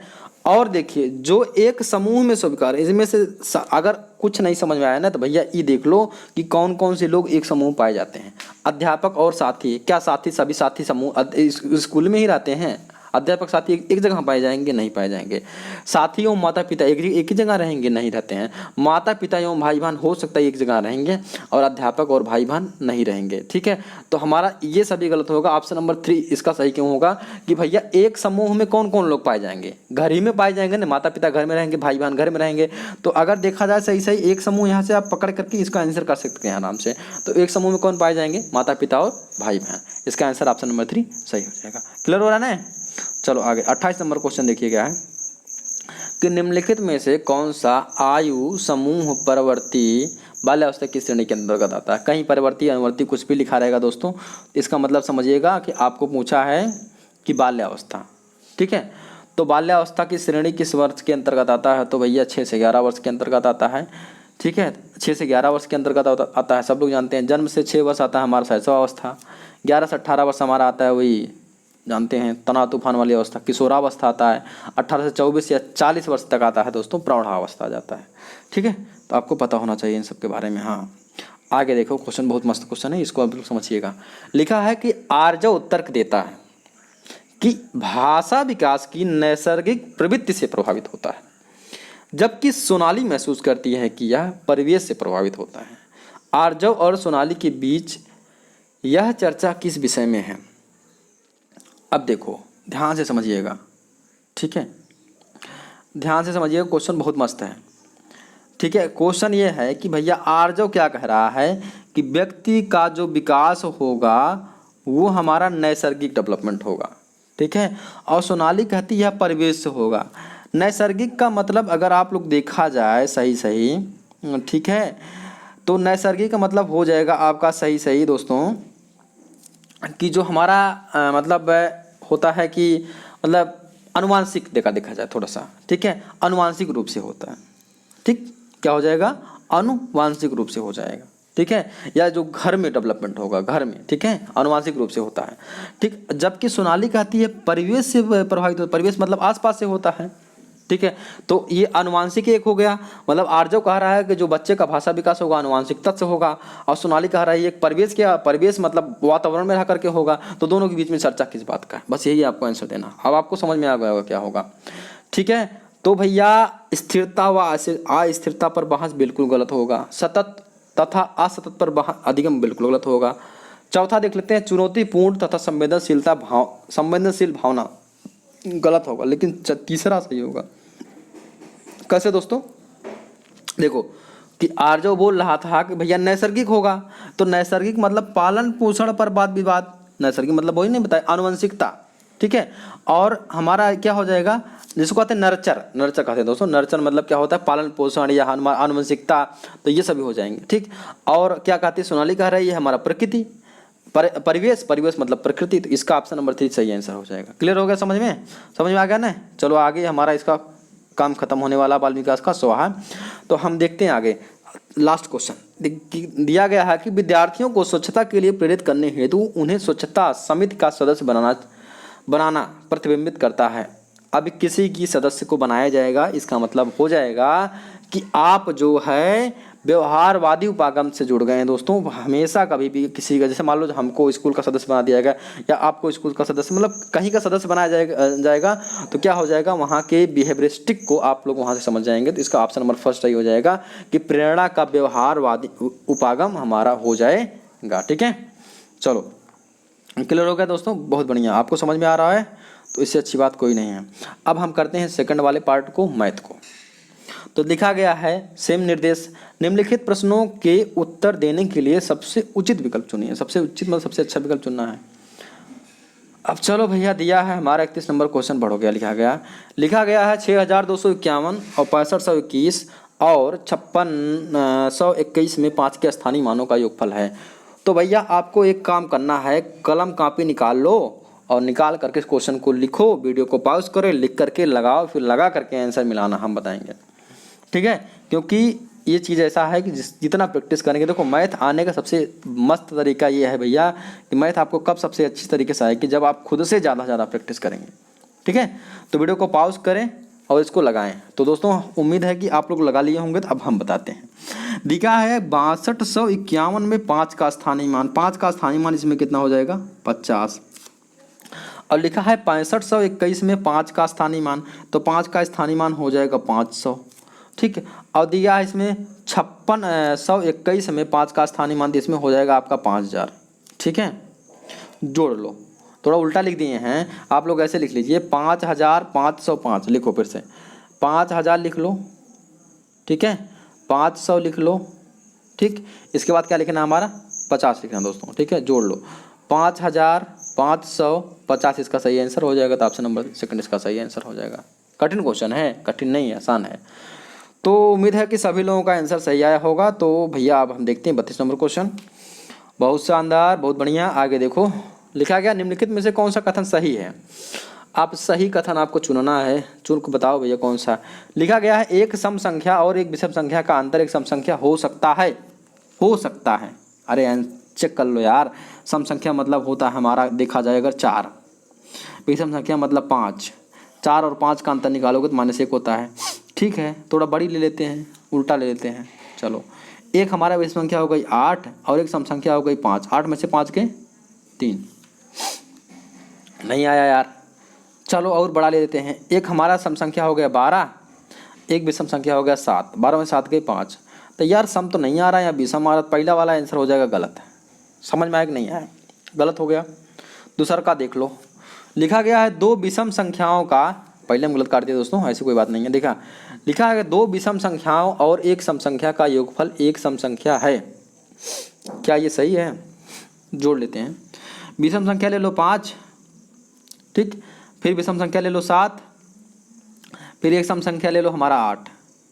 ठीक है, 7 5 12 8 20, ये हमारा लगभग सही लग रहा है। चलो एक ठू लगा लिए, एक और लगा लेते हैं। विषम संख्या हो गया 11, विषम संख्या हो गया हमारा 13, फिर विषम संख्या सम संख्या हो गया हमारा, मान लो कुछ भी मान लो, 14 मान लेते हैं। चलो ठीक है, चलो 11 13 24 और 24 14 हमारा कितना हो जाएगा दोस्तों? 24 10 34, 34 4 38 38। यार ये तो सही लग रहा है, तो मतलब हमारा दूसरा ऑप्शन सही हो गया है। लेकिन अभी हमको भैया 2 ऑप्शन और चेक करना, क्योंकि मैथ है। दिया गया है 3 विषम संख्याओं का योगफल एक सम संख्या होती है। जोड़ लो, 3 धन 5 धन 7, 5 3 8 7 15, और जो 15 आ रहा है एक और चेक कर लेते हैं। ठीक है, चेक कर लेते हैं 3 विषम संख्या। लो 7 प्लस इसके बाद संख्या 11 प्लस 13, तो 13 7 20 और 20 11 कितना हो जाएगा दोस्तों? 31। तो हमारा क्या सम संख्या आ रहा, नहीं विषम संख्या आ रहा है, ये भी गलत हो जाएगा। 3 विषम संख्याओं का गुणनफल एक सम संख्या। कभी भी गुणनफल बढ़कर विषम संख्याओं को करेंगे तो विषम संख्या बिल्कुल सम संख्या आएगी, नहीं आएगी दोस्तों, विषम आएगी। देख लो कैसे, 3 गुणे 5 15, 15 सम संख्या विषम संख्या, 7 गुणे 11 77 सम संख्या विषम संख्या, विषम संख्या। तो इसका ऑप्शन नंबर सेकंड सही हो जाएगा आंसर दोस्तों। आप लोग ध्यान दीजिएगा। समझ में आया कि नहीं आया? एक एक पॉइंट क्लियर हो गया ना? तो इसको तो आप अपने से लगा सकते हैं। ठीक है, बहुत लोग लेकिन कन्फ्यूजिया आ जाएंगे। कन्फ्यूजियाना नहीं भैया, आपको लगाना है, तो ऑप्शन नंबर सेकंड इसका सही आंसर हो जाएगा। चलो अब देखो, इस क्वेश्चन का आंसर आराम से आता था, फ्री में मिलता था नंबर। लिखा गया है 1 लीटर जूस का डिब्बा घनाकार आकृति का है और उसका आधार वर्गाकार जिसकी माप 8 गुणे 8 सेंटीमीटर है। डिब्बे में जूस की गहराई सेंटीमीटर में किसके समीप होगी? अब बतावा दिया है, पहले यहाँ समझो। एक घनाकार प्रकृति का डिब्बा, घन का मतलब ये होता है कि एक ऐसे, समझ लो पहले, घन का मतलब ऐसे जिसकी लंबाई चौड़ाई ऊंचाई लगभग बराबर हो। तो दिया जिसका माप 8 गुणे 8 है, यहाँ वाला 8 गुणे 8 दे दिया है। ठीक, अच्छा 8 गुणे 8 दिया है, ठीक है, दिया ना। आधार वर्गाकार है, आधार वर्गाकार 8 गुणे 8 हो गया। डिब्बे में जूस की गहराई सेंटीमीटर में किसकी अधिक समीप होगी? पहली बात घनाकार है। अब घनाकार में सबसे छोटी वैल्यू ले लेंगे, नहीं तो ये हमारा हो जाएगा, ज़्यादा बड़ा ले लेंगे तो हो जाएगा घनाभ। ठीक है, तो हमारा अगर 16 ले लेंगे तो इसको फिर हम 2 घन में तोड़, देखो क्यों 16 ले लेंगे बता रहे हैं आपको। देखो 8 है तो इसको हम 2 पार्ट में, देखो 16 है, ठीक है, तो 16 मतलब मान लो इसकी लंबाई दुगुना ऊंची थी, ऐसे ऐसे करके वो दुगुना ऊंची थी, तो ये 8 था, तो इसको हम 8 के 8 और 8 कर देंगे तो ये हमारा 2 घन बन जाएंगे। नहीं समझ आया ना? तो इसका आप लोग सीधा सीधा आंसर समझिए, आपका आंसर आ जाएगा 16। जो सबसे छोटी वैल्यू होगी आपका आंसर 16 आ जाएगा। या समझिए जो 8 का गुणज होगा वही आपका आंसर आ जाएगा, तो 16 इसीलिए आपका यहाँ पर आंसर आ जाएगा। देखो कैसे हम बताए हैं 16 क्यों आया, पहले ही देखो दिया है कि आपको एक घन है, देखो यहाँ छोटा सा बनाते हैं, ये घन है, ठीक है, इसको दे दिया है, इसका एक हमारा दिया है 8 है, ठीक है, ये 8 दे दिया। ठीक है, अब देखो यहीं से एक घन और बना दिया जाए, मान लो अगर ऐसे, ठीक है, नहीं ऐसे, ये ऐसे ऐसे कर दिया जाए, सॉरी दोस्तों उल्टा हो गया है, देखो फिर से बनाते हैं, एक ऐसे बड़ा बड़ा सा बना लेते हैं हम घन ऐसे। ठीक है, इसको हम दो, सॉरी फिर से करते हैं, देखिए ऐसे एक घन हम बना लेते हैं, यहाँ से एक घन ऐसे बना लेते हैं, इसको 2 पार्ट कर लेते हैं, आधा आधा। ठीक है, अब देखो ऐसे बना लेते हैं इसका, ऐसे ऐसे घन टाइप, मान लीजिए घन बन गया हमारा, ये ऐसे बन गया, फिर दूसरा का हमारा यहीं इसी में से ऐसे एक नीचे नीचे बन जाएगा, ऐसे ऐसे करके। ठीक है, अब देखिए 2 घन, इसका लंबाई 8 सेंटीमीटर हो जाएगा, इसका 8 सेंटीमीटर, और यहाँ पर भी 8 सेंटीमीटर है, तो 2 हमारे घन बनेंगे। ठीक है, तो इसका लंबाई जो हो जाएगा हमेशा इसका जो है कितना हो जाएगा दोस्तों, 16 सेंटीमीटर। ठीक है, समझ में आया कि नहीं आया? नहीं आया होगा समझ लीजिए 8 का गुणज आपका आंसर आ जाएगा। ठीक है, ये आसान क्वेश्चन था, कठिन क्वेश्चन नहीं था। चलो आगे 33 नंबर क्वेश्चन। अगर हाँ दोस्तों एक बात और ध्यान दीजिए कि अगर ये आपको समझ नहीं आया ना, तो आप लोग इस नंबर पर इसका स्क्रीनशॉट लेके भेज देना, 82 99 56 70 33, इस पर स्क्रीनशॉट लेके भेज देना। हम उसको आपको पूरा हल करके समझाएंगे, कि पॉइंट लिख करके आपको समझा देंगे। चलो भैया आगे देख लीजिए, हमारा 34 नंबर क्वेश्चन क्या लिखा गया है। 34 नंबर क्वेश्चन देखिए, निम्नलिखित में से कौन सा प्राथमिक स्तर पर गणित शिक्षण की पाठ्यचर्या अपेक्षाओं के साथ मेल नहीं खाता है? आपको नहीं बहुत ध्यान देना है, मेल नहीं खाता है। चलो देख लेते हैं क्या क्या नहीं मेल खाता है। पहला देखिए, वर्गीकृत आंकड़ों के निरूपण का विश्लेषण करना तथा निष्कर्ष निकालना। ठीक है, हमको लग रहा पहले ही वाला हो जाएगा। दूसरा देख लीजिए, दैनिक जीवन की तार्किक कार्य प्रणाली तथा गणितीय सोच के बीच संयोजन विकास करना। या तीसरा देखिए कि मानक परिकलन प्रणाली को संख्या संबंधी संक्रियाओं से के करने में भाषा और प्रतीक चिन्हों का विकास करना। या भिन्न को पूर्ण के अंश के रूप में प्रदर्शित करना तथा सरल भिन्नों को व्यवस्थित करना। ठीक है, तो इसका आंसर हो जाएगा हमारा ऑप्शन नंबर फर्स्ट। क्या? वर्गीकृत आंकड़ों का निरूपण और विश्लेषण तथा निष्कर्ष निकालना। भैया ये आपका उच्च प्राइमरी लेवल का हो जाएगा, हायर ये प्राइमरी लेवल में आपका नहीं होगा दोस्तों। तो ऑप्शन नंबर इसका फर्स्ट सही आंसर हो जाएगा। दिया है क्या नहीं है, तो इसका ऑप्शन नंबर फर्स्ट सही आंसर हो जाएगा। क्लियर होगा? क्यों होगा? चलो आगे देखिए, आगे देखिए हमारा क्या है कि गणित की शिक्षा का मुख्य उद्देश्य है। आप गणित क्यों पढ़ते हैं? गणित पढ़ने का आपका क्या एम है, पर्पज क्या है, क्यों गणित पढ़ाया जाता है हमको? पहला ऑप्शन देखिए, विद्यार्थियों को गणित समझने में सहायता करना, क्या ये सही होगा? दूसरा देखिए, उपयोगी क्षमताओं को विकसित करना, क्या ऐसा हो सकता है? तीसरा देखिए कि बच्चों की गणितीय प्रतिभाओं का विकास करना। या देखिए चौथा ऑप्शन कि ज्यामिति के प्रमेयों और उनके प्रमाणों का स्वतंत्र रूप से सृजन करना। तो गणित शिक्षा पढ़ाने का मुख्य उद्देश्य क्या होता है दोस्तों कि बच्चों की गणितीय प्रतिभाओं, बच्चों में जो गणितीय एबिलिटीज हैं, जो मतलब प्रतिभा है, ठीक है, बच्चों में जो स्किल है मैथ की, गणित की, उसका जो है डेवलपमेंट करना हमारा हो जाएगा यहाँ पर ऑप्शन नंबर 3 सही आंसर हो जाएगा।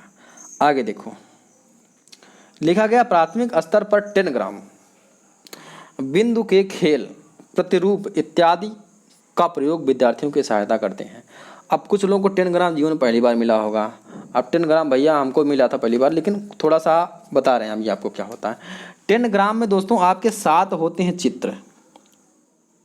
ठीक है, कितने होते हैं दोस्तों? इसमें 8 चित्र होते हैं, सॉरी दोस्तों 8 चित्र होते हैं। ठीक है, 8 चित्र होते हैं। अब क्या होता है, 8 चित्रों में से समझिए आप, ठीक है दोस्तों, सॉरी दोस्तों इसमें 7 चित्र होते हैं, 7 8 नहीं होते हैं, 7 चित्र होते हैं। हाँ, इसमें 7 चित्र होते हैं। आप देखिए इसमें देखिए 2 चित्र हमारे हो जाएंगे बड़े त्रिभुज का, ये बड़ा त्रिभुज हो गया 2 चित्र। 2 चित्र हो जाएंगे आपके जो इससे छोटा सा, थोड़ा सा छोटा त्रिभुज हो जाएगा, 2 चित्र हो जाएंगे। ठीक है, कितना 4 हो गए? 1 चित्र हमारा हो जाएगा छोटा त्रिभुज। ठीक, ये 5 हो गए। 1 चित्र हमारा होता है वर्ग का, ठीक है, और 1 चित्र हमारा होता है समांतर चतुर्भुज का।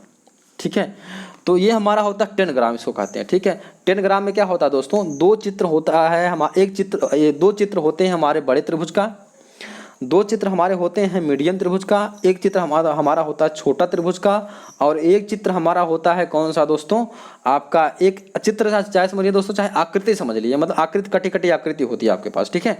तो एक आकृति हमारी होती है वर्ग की और एक आकृति होती है हमारा समांतर चतुर्भुज का, इतनी चीजें होती हैं, इसको आते हैं टेनग्राम, ठीक है, समझ में आया।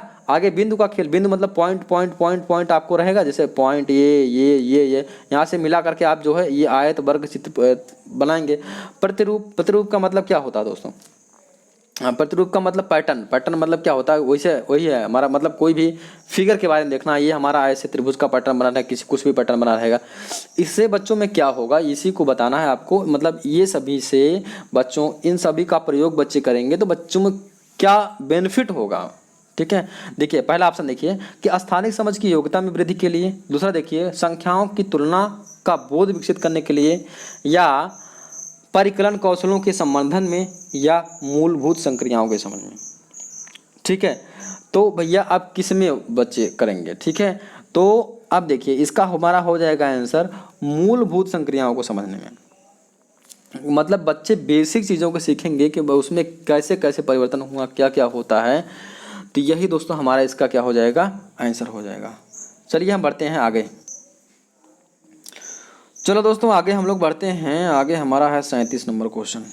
चलो लिखा गया है आकृतियों की इकाई अध्यापक से, आकृतियों की इकाई से अध्यापक से विद्यार्थियों से आकृतियों के उपयोग की सहायता से किसी भी चित्र की रचना करने के लिए कहता है, ठीक है। तो कभी भी रचना करने के लिए कहेगा तो इसका उद्देश्य क्या हो जाएगा दोस्तों, आप लोग जानते हैं, ठीक है। इसका लिखा गया है आकृतियों का उपयोग से रचना करने के लिए कहता है, ठीक है। तो इस क्रियाकलाप से निम्नलिखित में से कौन सा उद्देश्य प्राप्त किया जा सकता है, ध्यान समझो। जैसे मान लीजिए आपको ये दे दिया गया कि 4 मीटर लंबा, 3 मीटर जो है चौड़ा एक आपको बनाना है आयत, ठीक है। तो एक आयत बनाना है, तो आयत बनाने के लिए कह दिया गया, तो इसमें क्या डेवलपमेंट होगा, आपका क्या विकास होगा दोस्तों, किस प्रकार का डेवलपमेंट होगा, उसका आंसर आपको देना है। तो जो इसमें दोस्तों डेवलपमेंट होगा आपका, इसमें डेवलपमेंट हमारा हो जाएगा ऑप्शन नंबर क्या हो जाएगा, तीसरा, रचनात्मक डेवलपमेंट होगा, जानते हैं ना, तो भाई रचना करना सीखेंगे। चलो आगे देख लीजिए 38 नंबर क्वेश्चन हमारा है कि एक कक्षा 4 का एक छात्र, चलो अर्जुन, संख्या प्रणाली से संबंधित सभी प्रश्नों का उत्तर मौखिक रूप से दे सकता है, ओरली दे रहा है भैया आंसर, परंतु संख्या प्रणाली पर आधारित समस्याओं के हल लिखने में गलतियां करता है। लिखने में उसकी त्रुटियां को सुधारने के लिए सबसे अच्छी उपचारात्मक तकनीकी है। बच्चा लिखने में गलती तो कर रहा है यार, उसको कैसे सुधारोगे भैया, वही आपको बताना है। क्वेश्चन समझ में आया ना, कि संख्या रेखा के पर अगर देख करके वो फटाक से बता ले रहा, लेकिन वही चीज़ लिखने के लिए कह दोगे तो गलत कर दे रहा है, क्या कमी है उसमें बताइए। पहला देखिए वास्तविक जीवन के अनुभवों को गणितीय संकल्पनाओं के साथ संबंधित करना, क्या सही हो जाएगा। दूसरा देखिए उसको एक कार्यपत्रक देना जिसमें समस्याएं आंशिक रूप से हल की गई हों और उसे खाली स्थान भरने हों। तीसरा देखिए संख्या प्रणाली की समस्याएं हल करने के लिए एक से अधिक तरीके सिखाना, या चौथा देखिए उसे 10 अभ्यास परीक्षाएं देना। तो ऑप्शन नंबर इसका सेकंड सही हो जाएगा दोस्तों, कि उसे एक हमारा वर्कशीट दो, वर्कशीट जानते हैं ना, जैसे मान लीजिए आपको ये लिखा है कि संख्या रेखा, जैसे मान लीजिए अब बता रहे हैं 2 गुणे डैश बराबर 4, ठीक है। तो अब बच्चा यहाँ समझे कुछ ना कुछ भरा जाएगा, तो 2 गुणे 2 भरा जाएगा, जब 4 हो जाएगा। तो इसी प्रकार से एक वर्कशीट दो जिसमें कुछ समस्याएं हल की गई हों, कुछ हमारा बची हों, और उस प्रकार से जब बच्चा वो करेगा जो है तो करके वहाँ से सीखेगा अर्जुन, तो वहाँ से सीख करके उसके बारे में गलती दोबारा नहीं करेगा। आगे देख लो 39 नंबर क्वेश्चन लिखा है, 1 -1 + 2 -3 + 4 -5 + 6 बराबर क्या मान क्या है। इसको आंसर करने का एक तरीका भैया, सबसे आसान तरीका हम बता रहे हैं, थोड़ा सा ऊपर कर लेते हैं क्वेश्चन यहाँ बस। चलो देखो लिखा है -1 + 2, दो संख्या जोड़ो, आपका कितना मान आया, 1 आया। इसका मान आपका कितना आ गया, 1, इन दोनों का मान कितना आया, 1, इन दोनों का मान कितना आया, 1, इन दोनों का मान कितना आएगा, 1, ऐसे लास्ट में जाएंगे 1, और कहाँ तक जा रहा है, 1000 तक। मतलब अगर मान लो दो संख्याओं को जोड़ने पर आया 1, तो 1000 तक जाओगे कितना आंसर आ जाएगा भैया, सीधा मैटर, 1000 तक जोड़ने हुए जाओगे तो इसका आधा ही आंसर आएगा। तो 1000 बटे 2 कर दो, 1002 बटे 2 कर दो, हमारा 500 आंसर आ जाएगा। ठीक है, कितना आ जाएगा 500। समझ नहीं आया? अरे भाई 2 को जोड़ा गया 1 आया, फिर 2 को जोड़ा गया 1 आया, फिर 2 को जोड़ा गया 1, फिर 2 को जोड़ा, ऐसे 2 को जोड़ने में 1 आया। तो 1000 संख्याओं को जोड़ेंगे तो उसका आधा ही आएगा ना, तो ऐसे हो जाएगा। अगर मान लो यहाँ 500 दिया होता तब कितना आता? यहाँ 1000, यहाँ 500 दिया होता तो कितना आता? 250 आता है। अगर मान लो 200 दिया होता तो कितना आता? 100 आता। हमेशा आधा आएगा, इसी का आधा आएगा दोस्तों, इसी का। ऐसा क्वेश्चन अगर दिया रहेगा तब 2 संख्याओं को जोड़ने पर क्या आ जाएगा? 1 आएगा। इसका आंसर हमारा हो जाएगा क्या? 500। समझ में आया? आपको क्या करना है, एक एक क्वेश्चन जो भी आएगा उसको जो है पहले से आपको लगाना, फिर आंसर देखना है। अब इस क्वेश्चन को पहले वीडियो को पॉज करो, लगाओ, फिर आंसर बताओ, तब हम बताते हैं। दोस्तों उम्मीद है कि आप लोगों ने इसको पॉज करके लगाया होगा। अब देखिए लिखा गया एक वर्ग का परिमाप 44 सेंटीमीटर। परिमाप मतलब होता है बाहरी भुजाओं की माप, हम बताए हैं दोस्तों। आप इसका वीडियो सोल्यूशन पढ़ा है, आप लोग जाकर देख सकते हैं। ये आपका ये परिमाप मतलब बाहरी माप, ये आपको दिया है 44 सेंटीमीटर। तो वर्ग का परिमाप हमारा होता है 4 गुणे भुजा बराबर हमारा 4400 सेंटीमीटर दिया है। कोई बात नहीं, लिख लिए। देखिए इस आयत का एक आयत का परिमाप इस वर्ग के परिमाप के बराबर है। कोई बात नहीं है, आयत का परिमाप वर्ग के परिमाप के बराबर। ध्यान दीजिएगा, लिखा गया आयत की लंबाई वर्ग की भुजा से 5 सेंटीमीटर अधिक है। तो आयत की लंबाई जो है वो वर्ग की भुजा से 5 सेंटीमीटर अधिक है। वर्ग की भुजा माने ए, तो लंबाई ए + 15 हो जाएगी। लिखा है वर्ग और आयत के क्षेत्रफलों का योगफल है। कोई भी दिक्कत नहीं है। कैसे निकले? कुछ लोग डर गए होंगे, डरने की जरूरत नहीं है, बताते हैं। पहले क्या करो कि भैया अगर 4 से काटोगे तो कितना आ जाए? 11। ए का मान हमारा कितना आ गया? 11। मतलब भुजा हमारा वर्ग का कितना आ गया? 11। अब वर्ग की भुजा 11 आ गया और 11 + 5 करना है। देखो क्यों भैया 11 + 5, क्योंकि आयत की लंबाई क्या होता है? वर्ग की भुजा से 5 ज़्यादा है, तो आयत की लंबाई हमारी हो गई 16। कोई दिक्कत नहीं है। मतलब इतना समझो, वर्ग का भुजा हमारा आ गया कितना? 11 सेंटीमीटर। ठीक है, आयत की लंबाई कितना आ गई आपका? 16 सेंटीमीटर। ठीक है, अब देखो एक चीज़ और दिया था, अभी तो आयत की चौड़ाई तो नहीं आई है। अगर वर्ग का क्षेत्रफल निकालेंगे तो हमारा a² हो जाएगा। a² मतलब 121 आ जाएगा वर्ग का क्षेत्रफल, हो जाएगा ना, 11 का वर्ग 121। लेकिन आयत की चौड़ाई ये नहीं आई है, तो लंबाई गुणे चौड़ाई आयत का क्षेत्रफल होता है। तो आयत एक चीज़ दिया था, देखिए आयत का परिमाप और वर्ग का परिमाप बराबर है। तो आयत का परिमाप निकालो। आयत का परिमाप क्या होता है? 2 गुणे लंबाई धन चौड़ाई। लंबाई का मान हमारा 16, चौड़ाई का मान हमारा होता है 20 रख लीजिए, बराबर दिया गया है 44।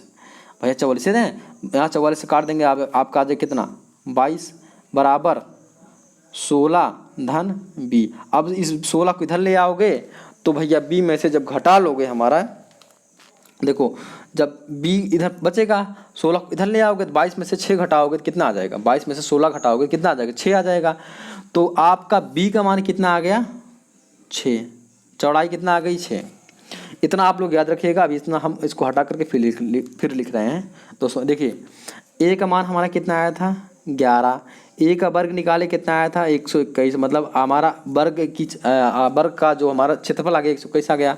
आयत की लंबाई हमारा आया था 16, चौड़ाई निकाले तो हमारा आ गया 6। ठीक है, अब देखो इतना आ गया 6। अब क्या करना है भैया, इनका क्या? आयत का क्षेत्रफल क्या? आयत का क्षेत्रफल होता है लंबाई गुणे चौड़ाई, तो 16 गुणे 6। ठीक है, 16 छक्का 96। और दोनों का जोड़ पूछा है, 121 में 96 जोड़ दो तो कितना आ जाएगा? 1 2 1 जोड़ दो, 6 1 7, जिसके लास्ट में 7 आ जाएगा वही आंसर हो जाएगा। 217 ही आंसर हो जाएगा। कभी भी जैसे संख्या पूरा मत जोड़ा करो, आधा जितना आ जाएगा आंसर, लेकिन लास्ट में जोड़े हम 7 आ गया, आगे मत जोड़िए, 7 आया आंसर हमारा फिक्स हो जाएगा। पहला वाला आंसर सही हो, फोर्थ वाला आंसर सही हो जाएगा। समझ में आया ना? नहीं आया होगा तो वीडियो को फिर से जो है पीछे रिवर्स में करके देखना, समझ में आ जाएगा। आगे देखिए 41 नंबर क्वेश्चन क्या है कि राष्ट्रीय पाठ्यचर्या की रूपरेखा 2005 के अनुसार विद्यालयों में गणित शिक्षण के संकीर्ण उद्देश्य। अब देखो संकीर्ण उद्देश्य क्या है? संकीर्ण मतलब छोटा, सबसे छोटा उद्देश्य क्या होता है? मतलब सबसे जो नहीं बोलते हैं हाँ चलो ठीक है, वही वाला उद्देश्य क्या होता है? संख्याओं के कौशल का विकास करना, बीजगणित पढ़ाना, या परिकलन मापन पढ़ाना, या रैखिक बीजगणित से संबंधित दैनिक जीवन की समस्याओं की शिक्षा देना। तो गणित शिक्षण का संकीर्ण उद्देश्य हो जाएगा हमारा संख्यात्मक कौशल का विकास करना। ऑप्शन नंबर फर्स्ट इसका सही आंसर हो जाएगा दोस्तों। ठीक है, चलो आगे देख लीजिए 42 नंबर क्वेश्चन। लिखा गया है कि रवि के पास 3 दर्जन चॉकलेट हैं। उसने उनका 1/3 भाग अपने पड़ोसी को, 1/6वां भाग रेहाना को और 1/4 भाग अपनी बहन को दे दिया। उसके पास अब कितनी चॉकलेट बची हैं? इस क्वेश्चन को तो हम कई बार बता चुके हैं, चलो बता रहे हैं। अब देखिए 3 दर्जन चॉकलेट हैं। 3 दर्जन मतलब 12 गुणे 3, 12 तिहाई कितना चॉकलेट थी? 36 चॉकलेट थी। कोई दिक्कत नहीं है। अब 36 चॉकलेट थी। अब ध्यान देना, अब यही इस क्वेश्चन बनेगा। चॉकलेट कै ठू थी? 36 ठू। कोई दिक्कत नहीं। 1/3 भाग किसको दिया? अपने पड़ोसी, पड़ोसन को दे दिया। चलो 1/3 भाग। पी मतलब पी 36 गुणे 1/3। ठीक है, 3 से काट देंगे 12, 12 ठीक है इसको दे दिया। पी फार पड़ोसी या नेबर, जो भी लिखना हो लिख लो, पड़ोसी को दे दिया। 1/6वां भाग रेहाना को, रेहाना मतलब आर ले लो। 36 गुणे 1/6, 6 टाफी किसको दे दिया? रेहाना को दे दिया। ठीक भैया, 1/3 भाग पड़ोसी को, 6वां भाग रेहाना को, 1/4 भाग अपनी बहन को दे दिया। तो सिस्टर को कितना दिया? 1/4 भाग। तो 36 गुणे 1/4, तो 4 9 36। 9 चॉकलेट किसको दे दिया? अपने सिस्टर को। तो 12 चॉकलेट पड़ोसी को, 6 चॉकलेट रेहाना को, 9 चॉकलेट अपनी बहन को दे दिया। तो सबको जोड़ लो। 12 6 18 और 18 9 27, 27 चॉकलेट भैया वो बांट दिया था। तो टोटल कितना था? 36 चॉकलेट था। तो 36 में से जब 27 घटाओगे कई चॉकलेट आ जाएगा? घटा के देखना, आपका 9 चॉकलेट आ जाएगा। आंसर आ जाएगा, खत्म। तो निकालने आया आंसर, कितना आंसर आ जाएगा? ऑप्शन नंबर 4 इसका 9 आ जाएगा। ठीक है, आगे देखिए।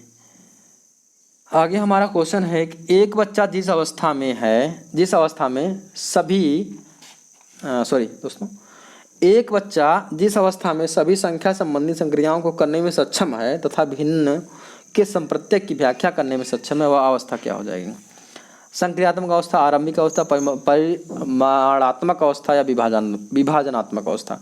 तो ये अवस्था हमारा हो जाएगी दोस्तों संक्रियात्मक अवस्था। ये जीन पियाजे के अनुसार अगर आप लोग पढ़े होंगे तो 2 से 7 वर्ष की अवस्था ज़्यादातर होता है, माना जाता है हमारा ऑपरेशनल फेज। ठीक है, बच्चा जो है करके काफ़ी चीज़ें सीख रहा है और समझ रहा है। तो इसका ऑप्शन नंबर फर्स्ट सही आंसर हो जाएगा। दोस्तों अगर वीडियो पसंद आ रही हो तो भैया शेयर करना ना भूलना, शेयर तो कर देना और लाइक नहीं किए हो तो कर देना। आगे देखिए, एक अध्यापिका अपनी कक्षा में गुणा को बार बार किए जाने वाले जोड़ के रूप में बता रही है। उसके बाद समान संख्या की वस्तुओं का समूहन कर गुणा के रूप में बताती है। तत्पश्चात वह गुणा चिन्ह गुणा के से परिचित कराती है तथा अंत में गुणनफल पता करने के लिए आड़ी तिरछी रेखाओं अथवा माचिस की तीलियों की सहायता से एक छोटा क्रियाकलाप कराती है। अध्यापिका यह क्या कर रही है? तो भैया अध्यापिका ये कर रही है मूर्त से अमूर्त संप्रत्यय की ओर के एक रूप में पाठ का विकास। मतलब पहले बच्चे जो है मूर्त मतलब जो चीज़ हम छू सकते हैं, टच कर सकते हैं, तीलियों से बताती है, तीलियों को हम कर सकते हैं, देख सकते हैं, वस्तुओं को जोड़कर बता रहे हैं। तो वहाँ से मूर्त चीज़ें सब हो जाएंगी। फिर मूर्त से अमूर्त करने में सिखाएगी, तो वहाँ से कैसे मल्टीप्लाई किया जाता है वो सिखाएगी। तो ऑप्शन नंबर सेकंड इसका सही आंसर हो जाएगा। थोड़ा दोस्तों अब फास्ट चलेंगे। देखिए 45 नंबर क्वेश्चन थोड़ा हमारा गड़बड़ हो गया है। क्या दिया गया है क्वेश्चन? आकांक्षा गणित की एक अच्छी अध्यापिका बनना चाहती है। वह गणित की अच्छी अध्यापिका के लिए आवश्यक है कि उसके पास क्या होना चाहिए? दोस्तों इसका आंसर ही कट गया है, तो इसके लिए माफ़ी चाहते हैं। आगे देखते हैं हम 46 नंबर क्वेश्चन।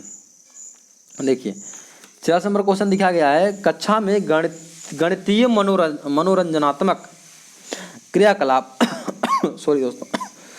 तथा चुनौतीपूर्ण ज्यामितीय पहेलियाँ संबंधित क्रियाकलाप महत्वपूर्ण हैं। ठीक है, तो कक्षा में हमारा मैथमेटिकल एंजॉयमेंट जो भी हो रहा हो, ठीक है, मैथमेटिकल रिक्रेशनल होना चाहिए या चुनौतीपूर्ण हमारा चैलेंजिंग ज्यामितीय पहेलियाँ होना चाहिए। जो होता है उससे हमारा क्या फ़ायदा होता है? ठीक है, पहला देखिए ऑप्शन कि वे विद्यार्थी को उनकी गणित की कक्षा एक रूपता तथा दैनिक चर्या नहीं होगा दोस्तों, हाँ सही होगा दोस्तों, दैनिक चर्या के कारण होने वाली ऊब से बाहर लाते हैं। क्या ऐसा होता है कि बच्चे ऊब रहे हैं कि ऐसा चीज़ कराने से बच्चे बाहर हो जाएं? उससे होता है, हो सकता है। आगे देख लीजिए, वे प्रतिभाशाली शिक्षार्थियों को समुचित अवसर प्रदान करते हैं। क्या सही है? तीसरा देखिए ऑप्शन कि वे प्रत्येक शिक्षार्थी को स्थानिक व विश्लेषणात्मक योग्यता के संबंधन में सहायक होते हैं। चौथा देखिए, वे गणित में कम सफल शिक्षार्थियों तथा मंद गति में सीखने वाले शिक्षार्थियों में रुचि उत्पन्न करने में सहायक होते हैं। बिल्कुल सही है ऑप्शन नंबर चौथा, कि भैया गणित में क्या हो, मनोरंजनात्मक खेल होगा या चुनौतीपूर्ण ज्यामिति पहेलियाँ होंगी, तो बच्चा जो हमारा बच्चा एकदम मंद गति से मतलब जिसका IQ लेवल कम होगा, सामान्य से कम बच्चा होगा, कोई बच्चा सीखेगा तो बच्चा सीखने में उसको भी इंटरेस्ट आएगा, मजा आएगा, वो भी सीख ले जाएगा आसानी से। दोस्तों इसका आंसर हो जाएगा ऑप्शन नंबर 4। तो चलो हमारा बढ़ते हैं 47 नंबर क्वेश्चन पर। क्या लिखा गया है कि वैदिक गणित आजकल विशेष रूप से प्राथमिक विद्यालय के बच्चों में बहुत लोकप्रिय होता जा रहा है। अब वैदिक गणित के बारे में आप लोग जानते होंगे, क्या होता है वैदिक गणित में कैलकुलेशन बड़ा फास्ट करते हैं, ठीक है। लिखा गया है, इसका प्रयोग निम्नलिखित में से किसके विकास संवर्धन में होता है। तो भैया गणित में भैया हम बता चुके हैं, वैदिक गणित से कैलकुलेशन बहुत फास्ट होता है। आपको बताएंगे हम तरीका कि गणित में कैलकुलेशन कैसे करते हैं वैदिक गणित से। तो आप लोग देख लीजिए ऑप्शन नंबर 4 इसका सही आंसर हो जाएगा क्या, विद्यार्थियों की गणित में परिकलन प्रक्रिया की समझ को बढ़ाने के लिए, ठीक है। 48 नंबर क्वेश्चन देखिए, लिखा गया है, प्राथमिक अवस्था में गणित में रचनात्मक मूल्यांकन, ठीक है। रचनात्मक मूल्यांकन समझ गए ना, कि क्रिएटिव हमारा असेसमेंट करेंगे, कोई भी चीज़ है उसको बनाने की कोशिश करेंगे, अंतर्निहित है। अच्छा ये बताइए कि कोई बच्चा रहेगा प्राइमरी लेवल का बच्चा है, वो मतलब उसमें रचनात्मक मूल्यांकन किया जाएगा, तो क्यों किया जाता है बच्चे का, आपको ये आंसर बताना है। कि सामान्य त्रुटियों की पहचान, बच्चे में जो बेसिक कॉमन जो एरर हो रहा है उसको पहचान लो। दूसरा देखिए कि क्रिया प्रणाली के ज्ञान और विश्लेषणात्मक प्रतिभाओं की पहचान करना। बच्चा जो मतलब प्रोसीजर करने में कुछ भी कर रहा है उसका एनालिसिस कर लेना, ठीक है। आगे देखिए, विद्यार्थियों को के ग्रेड श्रेणी और रैंक की स्थिति जानने के लिए, ठीक है। या हमारा देखिए आगे कि अधिगम में असंगति और शिक्षण में कमियों को पहचानना। तो इसका देखिए दोस्तों सबसे सही आंसर हो जाएगा ना, रचनात्मक मूल्यांकन जानने के लिए कि बच्चा जो सामान्य गलती कर रहा है, सामान्य त्रुटि कर रहा है, क्यों कर रहा है, तो ये हमारा इसका ऑप्शन नंबर 1 सही आंसर हो जाएगा, ठीक है। चलिए आगे बढ़ते हैं। हमारा 49 नंबर क्वेश्चन लिखा है, एक शिक्षक गणित के संप्रत्यों को सिखाते हुए खोजपरक उपागम का उपयोग करती हैं। अब देखो क्या है, ये टीचर हैं, ये गणित का जो है कोई भी चीज़ सिखा रही हैं, ठीक। संप्रत्यय मतलब मान लीजिए कोई भी चीज़ टॉपिक है, कोई टॉपिक लेकर के वो सिखा रही हैं, संप्रत्यय में टॉपिक हो जाए, कोई कॉन्सेप्ट सिखा रही हैं, ठीक है।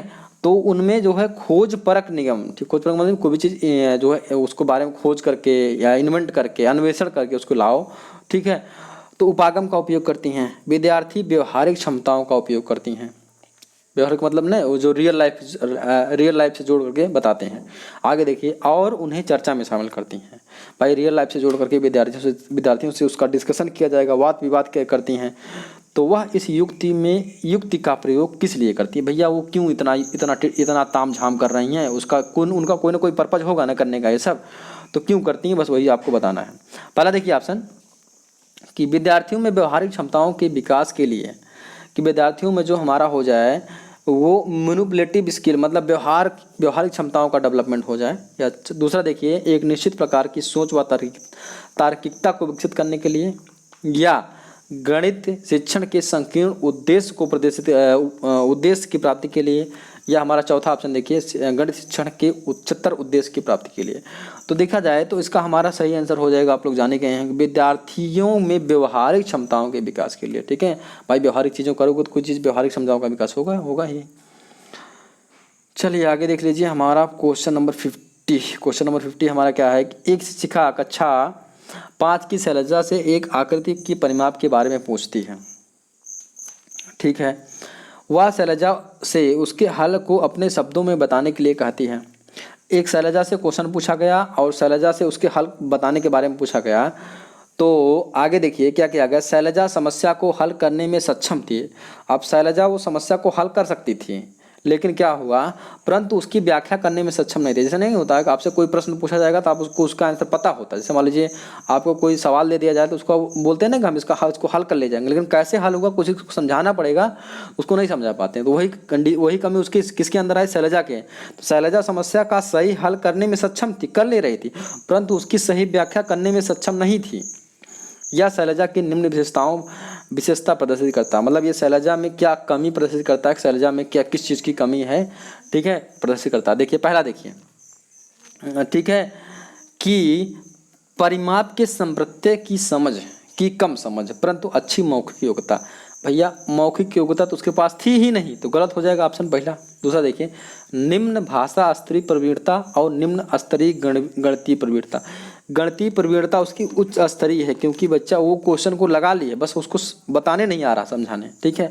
आगे देखिए, तीसरा देखिए, निम्न स्तरीय भाषा प्रवीणता और उच्च स्तरीय गणितीय प्रवीणता, मतलब उसको जो मैथमेटिकल समझ है, ठीक, स्किल्स है वो अच्छी है, लेकिन उसकी भाषा जो समझाने का तरीका है वो ठीक नहीं है। इसका ऑप्शन नंबर 3 सही आंसर हो जाएगा। समझ में आया। और ये हमारा चौथा भी ऑप्शन गलत हो जाएगा, कम आत्मविश्वास स्तर और कम गणितीय कौशल, गलत हो जाएगा।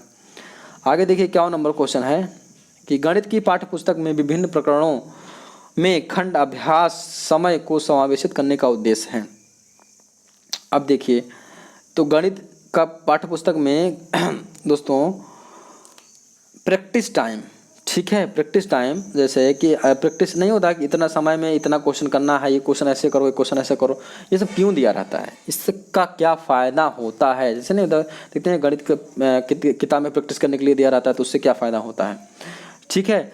तो देखिए इसमें हमारा देखिए क्या लिखा गया, पहला वाला ऑप्शन दैनिक दिनचर्या में बदलाव करना। दूसरा देखिए ऑप्शन कि समय का बेहतर सदुपयोग निश्चित करना। तीसरा देखिए विस्तृत अधिगम अवसर प्रदान करना, या विद्यार्थियों को आनंद व मस्ती प्रदान करना। तो विस्तृत अधिगम का अवसर प्रदान करना, ठीक है, मतलब बच्चे जो है उससे ब्रॉड लर्निंग से सीख सकते हैं, जब अपने से अभ्यास करेंगे समय से तो वहाँ से सीख ले जाएंगे। चलो आगे देख लेते हैं। 52 नंबर क्वेश्चन हमारा क्या है देखिए आया कि कक्षा 5 आ के 13 विद्यार्थी तथा कक्षा 5 बा के 15 विद्यार्थी एक लेखन प्रतियोगिता में हिस्सा लेते हैं, उनके द्वारा अर्जित अंक इस प्रकार हैं, ठीक है। देख लीजिए, कक्षा 5 आ के ये विद्यार्थी हैं, कक्षा 5 बा के एक विद्यार्थी हैं, ठीक है। दिया गया है, दिए गए आंकड़ों में से दिए गए आंकड़ों में से आप क्या निष्कर्ष निकाल सकते हैं, ठीक है। थोड़ा सा हम छोटा कर लेते हैं क्वेश्चन को, थोड़ा सा, हाँ। देखिए दिया गया है कि पहला ऑप्शन कि कक्षा 5 से आ का प्रदर्शन बेहतर रहा, क्योंकि कक्षा 5 आ के विद्यार्थी का औसत प्राप्तांक अधिक है, क्या सही है। दूसरा देखिए, दोनों विभागों का प्रदर्शन समान रहा, क्योंकि दोनों विभागों का कुल अंक बराबर है। तीसरा देखिए ऑप्शन, दोनों विभागों का प्रदर्शन समान रहा, क्योंकि दोनों विभागों के द्वारा प्राप्त अंकों का औसत एक सा है। चौथा देखिए, दोनों विभागों का प्रदर्शन समान रहा, क्योंकि दोनों विभागों के द्वारा प्राप्त अधिकतम अंकों का मान समान है। तो इसका ऑप्शन नंबर फर्स्ट सही आंसर हो जाएगा दोस्तों। कैसे कि देखिए यहाँ पर एक लड़का 0 पाया है, एक लड़का 0 पाया है, ठीक। इस हिसाब से देखिए यहाँ कोई 0 नहीं पाया है, यहाँ के लड़के जो हाई मतलब इनका प्रदर्शन जो कुछ इनसे तो ज़्यादा ही रहा है, भले नंबर बराबर आया उससे मतलब नहीं होता है। तो इसका ऑप्शन नंबर फर्स्ट हो जाएगा, क्योंकि हमारा दोनों औसत जो है, औसत प्राप्तांक जो है किसका अधिक है, इनका अधिक है, यही हमारा सही हो जाएगा, ठीक है।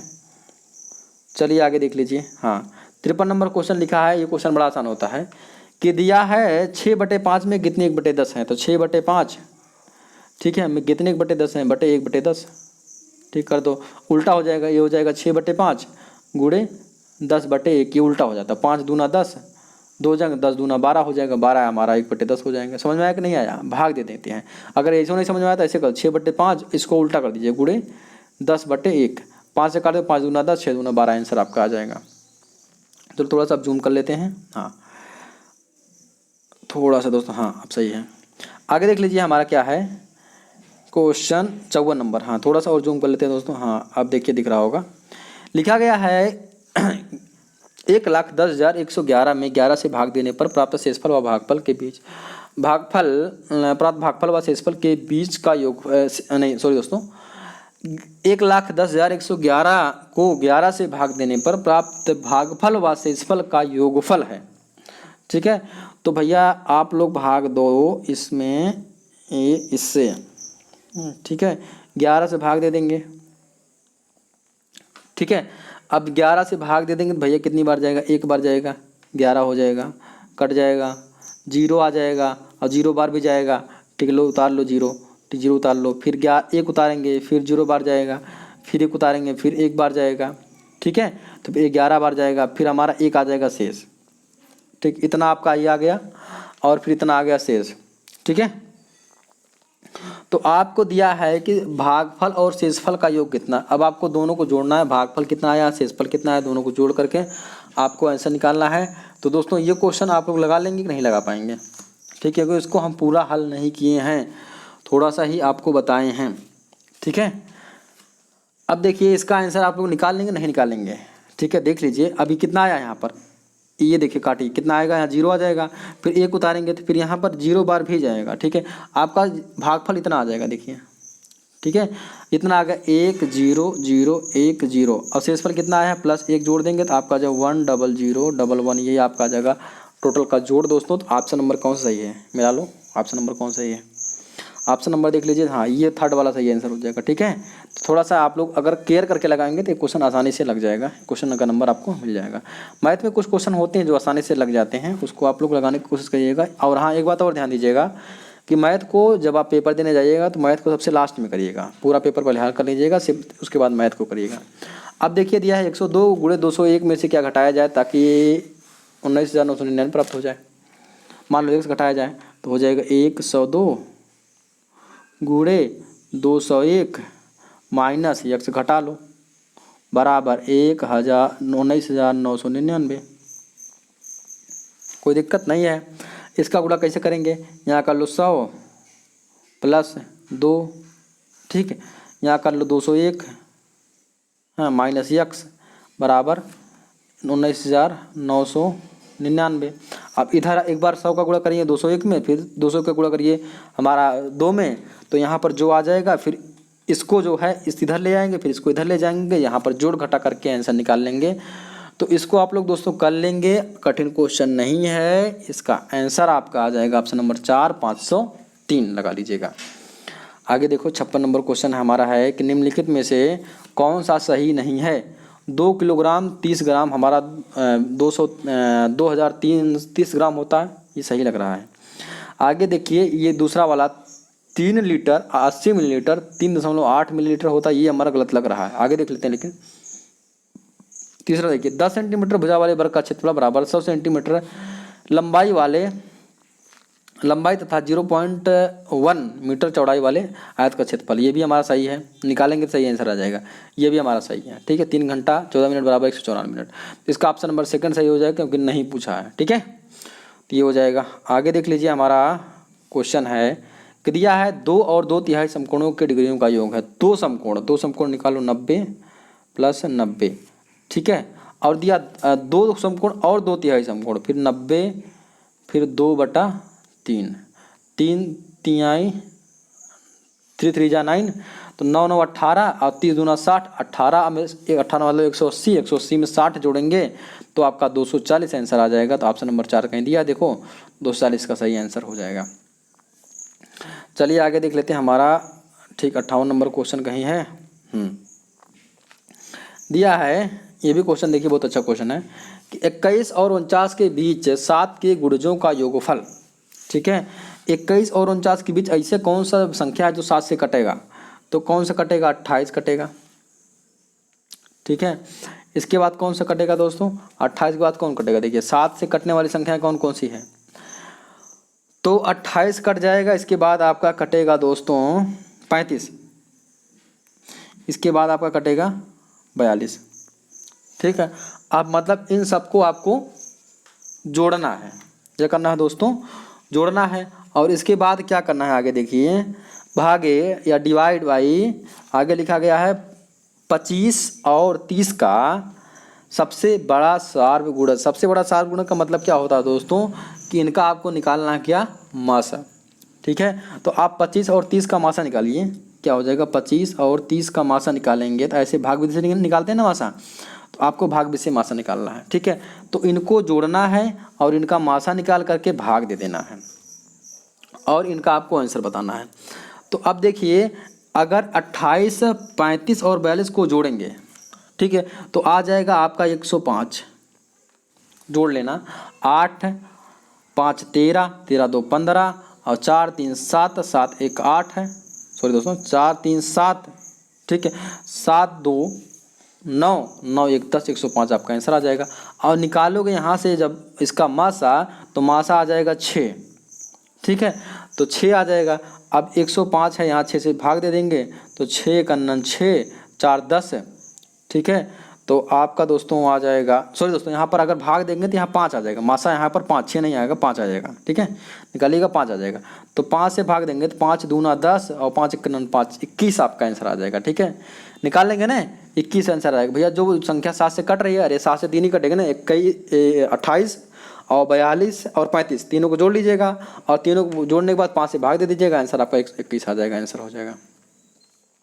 आगे देखिए 96 के सभी धनात्मक गुणनखंडों का योगफल। सबसे आसान तरीका निकालने के लिए इसका ये है, ऐसे करो, देखो 96 का निकालो। 96 1 से कटेगा, 2 से कटेगा, 3 से कटेगा, 4 से कटेगा, 6 से कटेगा, 8 से कटेगा, ठीक है, 12 से कटेगा, 16 से कटेगा, 24 से कटेगा, ठीक है। इसके बाद किससे कटेगा बताइए? 24 से कटने के बाद आपका 32 से कटेगा, ठीक है। 32 से कटने के बाद आपका 48 से कटेगा, ठीक है, और इसके बाद 96 से कटेगा, ठीक है। अब इन सबको जोड़ देना भैया, सबको जोड़ दोगे आपका आंसर जो आएगा वही आंसर सही हो जाएगा भैया। सबको जोड़ोगे तो आंसर आपका आ जाएगा 252, निकाल लेना जोड़ के, यही आंसर आ जाएगा, ठीक है। आगे देखिए लिखा है हमारा, लिखा है एक रेलगाड़ी 6:14 पर चलकर अपने गंतव्य स्थान पर 13 घंटे 48 मिनट में 48 मिनट के पश्चात पहुंच जाती है। गंतव्य स्थान पर पहुंचने का समय है तो चलिए वो कै बजे भैया? 6:14 पर, ठीक है। और AM है, कोई दिक्कत नहीं, इसी में से 13 घंटा 48 मिनट जोड़ दो, सीधा मतलब है, ठीक है। अब देखो क्या हो जाएगा, 8 4 12, 4 1 5 1 6, 62 हो जाएगा, ठीक। और 13 6 19 होता है, 18 हो जाएगा दोस्तों, 19 नहीं 18 होता है, ठीक है। इधर देखो आ गया 62 मिनट। 62 मिनट तो हम नहीं करेंगे, इसमें से 62 मिनट आज तक हमें देखे नहीं है। 62 में से जब 60 मिनट निकाल लोगे तो 1 घंटा हो जाएगा, तो इधर हो जाएगा हमारा 18 जगह 19 और इधर बचेगा आपका 2, तो 19:02।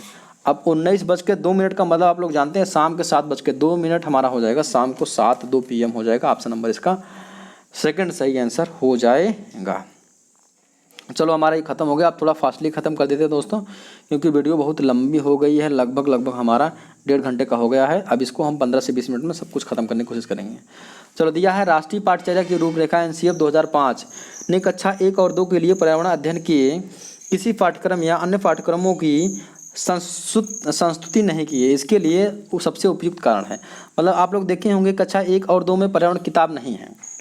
इसका मेन रीज़न क्या हो जाएगा, ठीक है। मेन रीज़न हो जाएगा दोस्तों तीसरा, संदर्भ युक्त अधिगम प्रवेश प्रदान करना, मतलब उनको भाषा गणित और भाषा के जो है अंतर्गत उनको दिया जाता शिक्षा, तो यही हमारा जो है ऑप्शन नंबर इसका थर्ड आंसर हो जाएगा सही। आगे देखिए 62 नंबर क्वेश्चन हमारा क्या है, थोड़ा दोस्तों फास्ट चलेंगे, समझने की कोशिश करिएगा। देखिए कि एक अध्यापक को कक्षा 4 के विद्यार्थियों को हमारे देश के भोजन की सांस्कृतिक विविधताएं पढ़ानी है। इस विषय को पढ़ाने के लिए सर्वोत्तम निम्नलिखित में से क्या है, या मतलब क्या होनी चाहिए। तो इसके लिए दोस्तों सबसे बढ़िया हमारा तरीका ये होना चाहिए कि अपने देश के विभिन्न राज्यों के विभिन्न लोगों के द्वारा खाए जाने वाले विविध रूप के विविध भोजनों के बारे में विद्यार्थियों को एक प्रोजेक्ट, मतलब जब सभी जगह के खानों के बारे में विद्यार्थी प्रोजेक्ट बनाएंगे तो वहाँ से सीखेंगे और वहाँ से सभी जो जान जाएंगे कहाँ कहाँ का खाना क्या क्या होता है, ठीक है। आगे देख लीजिए हमारा क्या है दोस्तों, थोड़ा फास्टली ख़त्म करेंगे, समझने की कोशिश करिएगा। बोर हो गए हो तो वीडियो को पॉज करके थोड़ा सा टहल के दोबारा देखेंगे, समझ में आएगा। आगे देखिए क्या है कि प्राथमिक कक्षाओं में पर्यावरण अध्ययन के लिए निम्नलिखित में से सभी सामान्य उपागमों का अनुपालन किया जाता है केवल छोड़ करके, ठीक है। प्राथमिक कक्षा में कौन सा चीज़ नहीं किया जाता है पहले ये देखना है, ठीक। मूर्त से अमूर्त की ओर, सरल से कठिन की ओर, ठीक। स्थानिक से वैश्विक की ओर, लेकिन ये नहीं किया जाता अमूर्त से मूर्त की ओर, ठीक। अमूर्त से मूर्त की ओर नहीं किया जाता है, तो ABC सही आंसर हो जाएगा।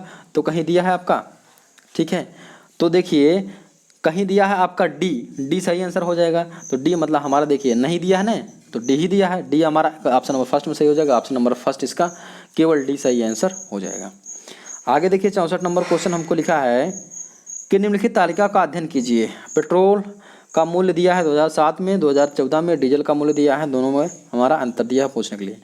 अब देखिए क्या कहा गया है, उपयुक्त तालिका का अध्ययन करने के बाद कक्षा 5 के विद्यार्थी देवमित ने अपनी नोटबुक में लिखा। अब देवमित क्या लिख रहे हैं अपने किताब कॉपी में, लिख रहे हैं कि पेट्रोल डीजल की अपेक्षा अधिक महंगा ईंधन है। अरे लग रहा है, हाँ बिल्कुल तो सही तो लग रहा है भाई, ये तो अगर देखा जाए तो सही लग रहा है। दूसरा देखिए, पेट्रोल की अपेक्षा डीजल के मूल्य में वृद्धि का प्रतिशत अधिक है। अगर देखा जाएगा आप निकालेंगे तो वृद्धि जो है अधिक नहीं है, कम हो जाएगा। ठीक है, तो ये हमारा सेकंड वाला ऑप्शन हो जाएगा गलत। डीजल सस्ता है इसलिए सार्वजनिक परिवहन में इस पर चलता है, सही है। या डीजल पेट्रोल से सस्ता है, सस्ता ईंधन है, लोगों को डीजल वाली गाड़ियाँ खरीदनी चाहिए, हमारा सही हो जाएगा। अब देखिए पहला वाला ऑप्शन देखा जाए तो पहला वाला ऑप्शन जो है चौथे वाले में भी यहाँ आ गया है। ठीक है, तो पहला वाला छोड़ करके हमारा सी डी भी अगर देखेंगे तो दोनों सही हो जाएगा। तो सी डी अगर देखा जाए तो इसमें ऑप्शन नंबर फर्स्ट सही आंसर हो जाएगा। दोस्तों समझ में आ रहा है ना, ये सब तो आप लोग समझ जाएंगे, बस दाएं बाएं का खेल आपके। हाँ देखिए क्या लिखा गया है, कक्षा 5 की अध्यापिका माइका चाहती है कि उसके विद्यार्थी आसपास के पौधों का अवलोकन करें। सार्थक अधिगम सीखने के लिए उसे बच्चों को क्या करने के लिए प्रोत्साहित करना चाहिए। सार्थक अधिगम मतलब कि वो चाहती है कि उसके बच्चे जो आसपास का पर्यावरण में सिद्ध जो है परिवेश में रह करके सीखें, तो क्या करेंगे। ठीक है, तो इसका ऑप्शन हो जाएगा, इसका आंसर हो जाएगा ऑप्शन नंबर 3। क्या हो जाएगा कि वृक्षों के मतलब पौधों के बारे में क्या करेगी, उनकी ऊंचाई, पत्तियों, गंध एवं गंध के उगने गंध और उगने के स्थान में अंतर का अवलोकन करना। मतलब जब इतने वर्क जब बच्चे करेंगे पौधों के बारे में तो वो बच्चे वो ज़्यादातर इसके बारे में सीख जाएंगे। तो इसका ऑप्शन नंबर 3 सही आंसर हो जाएगा। दोस्तों आगे देखिए 66 नंबर क्वेश्चन हमारा क्या है कि प्राथमिक स्तर पर पर्यावरण अध्ययन के आकलन निम्नलिखित में से कौन सा एक संकेतक है। प्रश्न पूछना, न्याय के प्रति चिंता, सहयोग स्मरण या हमारा स्मरण करना। अब देखिए लिखा गया प्राथमिक स्तर पर पर्यावरण अध्ययन के आकलन निम्नलिखित में से कौन सा है। तो आकलन के लिए क्या होना चाहिए दोस्तों, आपका प्रश्न पूछना। ठीक है, इसका आंसर क्या हो जाएगा आपका ऑप्शन नंबर फर्स्ट क्या हो जाएगा, प्रश्न पूछना सही आंसर हो जाएगा। दोस्तों चलिए आगे थोड़ा फास्ट दोस्तों खत्म करेंगे क्योंकि हमारा वीडियो थोड़ा लंबा हो गया है बहुत। आगे देखिए, आपके प्रधानाचार्य ने कहा आपकी कक्षा 5 के विद्यार्थी को शैक्षिक अवलोकन यात्रा के लिए ले जाएं। इस अवलोकन को यात्रा को सार्थक बनाने के लिए आप अपनी योजना में क्या सम्मिलित नहीं करेंगी। मतलब आपको जो है विद्यार्थियों को एक अवलोकन पर ले जाना है, कहीं घुमाने ले जाना है, टूर पर ले जाना है, विजिट करने ले जाना है टूर पर। तो आप इसमें से क्या कौन कौन सी योजना का वो हो जाएगा, मतलब क्या क्या सम्मिलित किया करेंगे। ठीक है, अब देखिए पहला देखिए, जहाँ जाना उसके बारे में जानकारी प्राप्त करने और पढ़ने के लिए विद्यार्थियों को आना बिल्कुल सही है। ठीक है, पहला हो जाएगा। आगे देखिए, आनंद के लिए पर्याप्त भोजन और खेलों को ले जाना। ठीक है, ये हो सकता है सही हो जाए। देखिए, सुनिश्चित करना कि विद्यार्थी अनुशासित रहें और उस स्थान को शांतिपूर्वक अवलोकन करें, बिल्कुल सही हो जाएगा। ठीक है, आगे देखिए चौथा ऑप्शन देखिए, क्रियाकलापों की एक स्तरीकृत सीट उस स्थान के बारे में तैयार करना और यह प्रमाणिक तथा सार्थक अध्ययन के लिए विद्यार्थियों को के साथ यात्रा में पूर्व साझा करना। अब देखिए इसका सही आंसर क्या हो जाएगा। ठीक है, देखिए यात्रा को सार्थक बनाने के लिए अपनी परियोजना में क्या सम्मिलित करेंगे। तो सबसे अच्छा जो आंसर हो जाएगा इसका आंसर हमारा हो जाएगा ऑप्शन नंबर 4। क्या क्रियाकलापों की एक स्तरीकृत सीट उस स्थान के बारे में तैयार करना और प्रमाणिक तथा सार्थक अध्ययन के लिए उसी विद्यार्थियों के साथ यात्रा के पूर्व साझा करना। चलो भैया 68 नंबर क्वेश्चन देखते हैं कि प्राथमिक स्तर पर पर्यावरण अध्ययन के लिए निम्नलिखित में कहानियों और कविताओं का प्रभावी ढंग से उपयोग किया जा सकता है। पर्यावरण अध्ययन में इनके उपयोग का मुख्य उद्देश्य क्या है। कहानी और कविताओं का मुख्य उद्देश्य क्यों, कहानी और कविताएं जो है बच्चों के लिए क्यों क्यों पर्यावरण में उपयोग किया जाता है। देखिए पहला आंसर कि सीखने के संदर्भगत वातावरण प्रदान करना, ऐसी कोई बात नहीं। पाठों को आनंददायक बनाना, नहीं। भाषिक कौशलों को बढ़ावा देना, इसका ऑप्शन नंबर 3 इसका सही आंसर हो जाएगा। देखिए आगे देखा जाए 69 नंबर क्वेश्चन कि एक प्राथमिक स्तर की अध्यापिका जलाभाव के विषय पर अपने कक्षा 4 के बच्चों को प्रभावपूर्ण तरीके से किस प्रकार आंकेंगी। उपयुक्त विषय पर एक लिखित परीक्षा का आयोजन करके, गलत हो जाएगा दोस्तों। पता करके कि दैनिक जीवन में जल बचत किसने प्रारंभ की, बिल्कुल गलत है। जल संरक्षण पर पोस्टर बनाने की गतिविधि, बिल्कुल सही हो जाएगा यहाँ पर, ये हो सकता है। या बच्चों के जल संरक्षण पर नारे लिखने के लिए कहा करके, ठीक है। तो ये पोस्टर बनाने की आकृति, हम पोस्टर वाला हमारा इसका तीसरा वाला आंसर सही हो जाएगा, क्योंकि जब बच्चे पोस्टर बनाएंगे उसमें दिखाएंगे जल कहाँ कहाँ जो है ज़्यादातर यूज हो रहा है, ज़्यादा वेस्टेज मतलब पानी का वेस्ट कहाँ ज़्यादा हो रहा है, तो ऑप्शन नंबर 3 इसका सही आंसर हो जाएगा। आगे देखिए, प्राथमिक स्तर पर मानचित्रांकन सिखाने में से शिक्षार्थियों में निम्नलिखित में से किस कौशल को बढ़ावा मिलता है। ठीक है, चित्रांकन मतलब दोस्तों मैपिंग स्किल, मैपिंग मतलब चित्र देखना कोई भी चीज़, ठीक है। तो किसका आप जो है बेनिफिट होगा, ठीक है। तो इसका बेनिफिट दोस्तों होगा, जानते हैं ना, अगर आप मैप देखना हमको आता है तो क्या हम समझ जाएंगे, सापेक्ष स्थिति और दिशाबोध की जानकारी हमको हो जाएगा मैप के बारे में, ठीक है। ऑप्शन नंबर इसका समझ गया क्या आंसर होगा। थोड़ा फास्टली ख़त्म करेंगे दोस्तों। देखिए इसके लिए आगे, इस पौधे में पत्तियां हैं जिन्हें सब्जी की तरह प्रयोग में लाया जाता है, इनके बीजों से तेल निकाला जाता है, तो आपका हो जाएगा सरसों, सही आंसर हो जाएगा ऑप्शन नंबर 3। आसान क्वेश्चन था। देखिए निम्नलिखित में से कौन सा मच्छरों से होने वाले रोगों का समुच्चय है, तो आप लोग सब लोग जानते हैं कौन कौन सा हो जाएगा। Option number 2 chikungunya, dengue, malaria हो जाएगा। आगे देखिए, सॉरी दोस्तों थोड़ा सा डिस्टर्ब हो गया, आगे हाँ 73 नंबर क्वेश्चन देखिए, किसी राज्य के मानचित्र के एक सिरे पर यह लिखा था एक स्केल बराबर 110 मीटर, तो इस मानचित्र पर किन्हीं दो शहरों के बीच की दूरी 9.7 सेंटीमीटर मापा जाता है, तो इन दोनों शहरों के बीच की दूरी क्या है भैया। 1 सेंटीमीटर बराबर कितना है 110, ठीक है। तो 9.7 सेंटीमीटर बराबर हो जाएगा 110 में 9.7 से कर देंगे गुणा, ठीक है। तो 110 में जब 9.7 से आप लोग गुणा करके निकालेंगे अपने से न, तो इसका आंसर आ जाएगा ये 1.067 किलोमीटर आंसर आ जाएगा, गुणा कर लीजिएगा, आपका यही आंसर आ जाएगा। 74 नंबर क्वेश्चन देखिए, लिखा गया है कि कांसा ब्रांच के बारे में निम्नलिखित कथनों का अध्ययन कीजिए। लिखा गया पहला देखिए, यह एल्युमिनियम, आयरन और कॉपर जैसा ही एक तत्व है, बिल्कुल गलत है। हमने आपको पढ़ाया है 500 क्वेश्चन का मैराथन जो दिया है, उसमें आंसर उसमें पूरा डिटेल में बताया गया दोस्तों। आगे देखिए, इसे भट्टी में कॉपर और टिन को पिघलाकर बनाया जाता है, बिल्कुल सही है। आदिवासी लोग ब्रांज का उपयोग हजारों साल पहले वर्षों से करते आ रहे हैं, सही है। चौथा देखिए कि ब्रांज की बनी वस्तुएं एल्युमिनियम की बनी वस्तुओं की तुलना में हल्की, भैया हल्की नहीं होती, भारी होती हैं, ठीक है। हल्की नहीं परंतु अधिक महज टिकाऊ होती हैं। पहली बात, ये जो कांसे की बनी वस्तुएं होती है दोस्तों बहुत भारी होती है, हल्की नहीं होती है, तो यही हमारा ये आंसर गलत हो जाएगा। तो इसका बी और सी सही आंसर हो जाएगा, तो बी और सी देखिए ऑप्शन नंबर 1 इसका सही आंसर हो जाएगा। दोस्तों इसका पीडीएफ आपको डिस्क्रिप्शन बॉक्स में और जो हम कमेंट करेंगे वहाँ मिल जाएगा, और इसका टेलीग्राम चैनल अगर आप लोगों ने नहीं ज्वाइन किया हो वहाँ पर ज्वाइन कर लीजिए, स्टडी टेक्निक 95 सर्च करेंगे, ठीक है। जो आपका ये चैनल पर लोगो लगा है वही सेम लोगो आपको उस वहाँ पर टेलीग्राम चैनल पर लगा है, वहाँ से आप लोग डाउनलोड कर सकते हैं। और बोर अगर हो गए हो ना तो वीडियो को पॉज कर लीजिए, फिर टहल के आकर के देखेंगे तो समझ में आएगा अच्छे से। आगे देखिए, थोड़ा हम लोग फास्टली ख़त्म करेंगे क्योंकि नहीं तो बहुत बड़ा हो जाएगा, प्रॉब्लम हो जाएगी।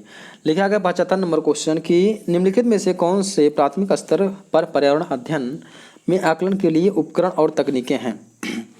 प्राथमिक स्तर पर आकलन करने के लिए क्या क्या काम किया जाता है, देखिए परियोजना कार्य बिल्कुल सही है, क्षेत्र वर्णन बिल्कुल सही है, जनरल लिखना बिल्कुल सही है, मानचित्रण विचार मानचित्रण मतलब मैपिंग करना सही है। तो हमारा इसका ABCD हमारा सेकंड ऑप्शन सही हो जाएगा दोस्तों, ठीक है। इसके बारे में डिटेल अगर आप जानना चाहते हैं तो 500 क्वेश्चन वाला मैराथन देखेंगे तो वहाँ से ये क्वेश्चन को हमने बताया, तो वहाँ से आप कर सकते हैं, इसको देख सकते हैं। आगे देखिए, प्राथमिक कक्षाओं के विद्यार्थियों को मानचित्र शिक्षण के लिए निम्नलिखित में से कौन सी युक्त सर्वाधिक उपयुक्त है। फिर मैपिंग से क्वेश्चन आ गया, ठीक है। मैपिंग का टीचिंग करना है तो कौन सा विधि सबसे उपयुक्त है। देखिए क्या है, पहला देखिए कि लिखा गया शिक्षार्थियों को निर्देश देना कि वे अपने घर से भारत का मानचित्र लेकर आएँ, क्या ये सही है, सही हो सकता है। दूसरा देखिए, बच्चे शिक्षार्थियों को एटलस दिखाना कि वे विभिन्न स्थानों की स्थिति देखकर बताने, शिक्षार्थियों को एटलस दिखाना और विभिन्न स्थानों की स्थिति बताने के लिए कहना, क्या सही है। तीसरा देखिए, शिक्षार्थियों को सहायता करना कि वे अपने संकेतों का उपयोग करते हुए अपने निकटतम परिवेश का मानचित्र बनाएं तथा वस्तुओं की सापेक्ष स्थिति की दशा पर ध्यान केंद्रित करें। तो ये हमारा ऑप्शन नंबर 3 इसका सही आंसर हो जाएगा दोस्तों, और सभी गलत हो जाएंगे, ठीक है। आगे देखिए हमारा क्या है 77 नंबर क्वेश्चन, प्राथमिक स्तर पर पर्यावरण अध्ययन पढ़ाने के लिए निम्नलिखित में से कौन सा पहलू सबसे महत्वपूर्ण होना चाहिए? तो सबसे महत्वपूर्ण पहलू क्या होना चाहिए? आकलन को सफलतापूर्वक प्राप्त आकलन में सफलता प्राप्त करना, या विज्ञान की आधारभूत संकल्पनाओं को समझना, या तीसरा आंसर देखिए, तीसरा ऑप्शन कि इसे सीखने वालों को प्राकृतिक और सामाजिक संस्कृति पर्यावरण से जोड़ना, या चौथा देखिए क्रियाकलाप संचालित करना तथा कौशलों का विकास करना। ठीक है, तो इसका क्या हो जाएगा, आप लोग सब लोग पढ़े होंगे, जानते होंगे, सीखने वालों को प्राकृतिक और सामाजिक संस्कृति पर्यावरण से जोड़ना। यही हमारा एनसीएफ 2005 कहता भी है दोस्तों। ठीक है, आगे देखिए 78 नंबर क्वेश्चन, पर्यावरण अध्ययन के शिक्षण से उन प्रक्रिया आधारित कौशल को बढ़ावा दिया जाना चाहिए जो क्या करते हैं दोस्तों, क्या पूछताछ आधारित प्रत्यक्ष अनुभवों के केंद्र बिंदु हैं। क्या सही है? ठीक है, निम्नलिखित में से कौन सा एक ऐसा कौशल नहीं है? ठीक है, इनमें से कौन सा ऐसा कौशल नहीं है जो पूछताछ पर हमारा निर्भर करता है? निष्कर्ष निकालना, अवलोकन करना, पूर्वानुमान करना, ये सभी हमारा पूछताछ होता है, लेकिन निर्धारण करना हमारा ये नहीं हो सकता। यही पहला वाला ऑप्शन गलत हो जाएगा। तो जो गलत है उसे बताना सही है, तो पहला वाला ऑप्शन इसका सही आंसर होगा। आगे देखो लिखा है कि मिजोरम में की जाने वाली झूम की खेती के विषय में निम्नलिखित कथनों का अध्ययन कीजिए। क्या दिया गया है झूम की खेती के बारे में? देखिए ये वाला आंसर लिखा गया है कि फसल को काटने के पश्चात भूमि को कुछ वर्षों के लिए खुला छोड़ देते हैं। बिल्कुल ये आपका आंसर सही हो जाएगा। दूसरा देखिए, इस भूमि में पर उगने वाले बांस और खरपतवार को काटकर जला दिया जाता है। बिल्कुल सही हो जाएगा। बीज बोने के पहले भूमि की गहरी जुताई की जाती है। बिल्कुल गलत हो जाएगा। ठीक, हल्की जुताई किया जाता है दोस्तों, गहरी नहीं किया जाता है। चौथा देखिए, एक ही खेत में 3-4 भिन्न प्रकार की फसलें उगाई जाती हैं।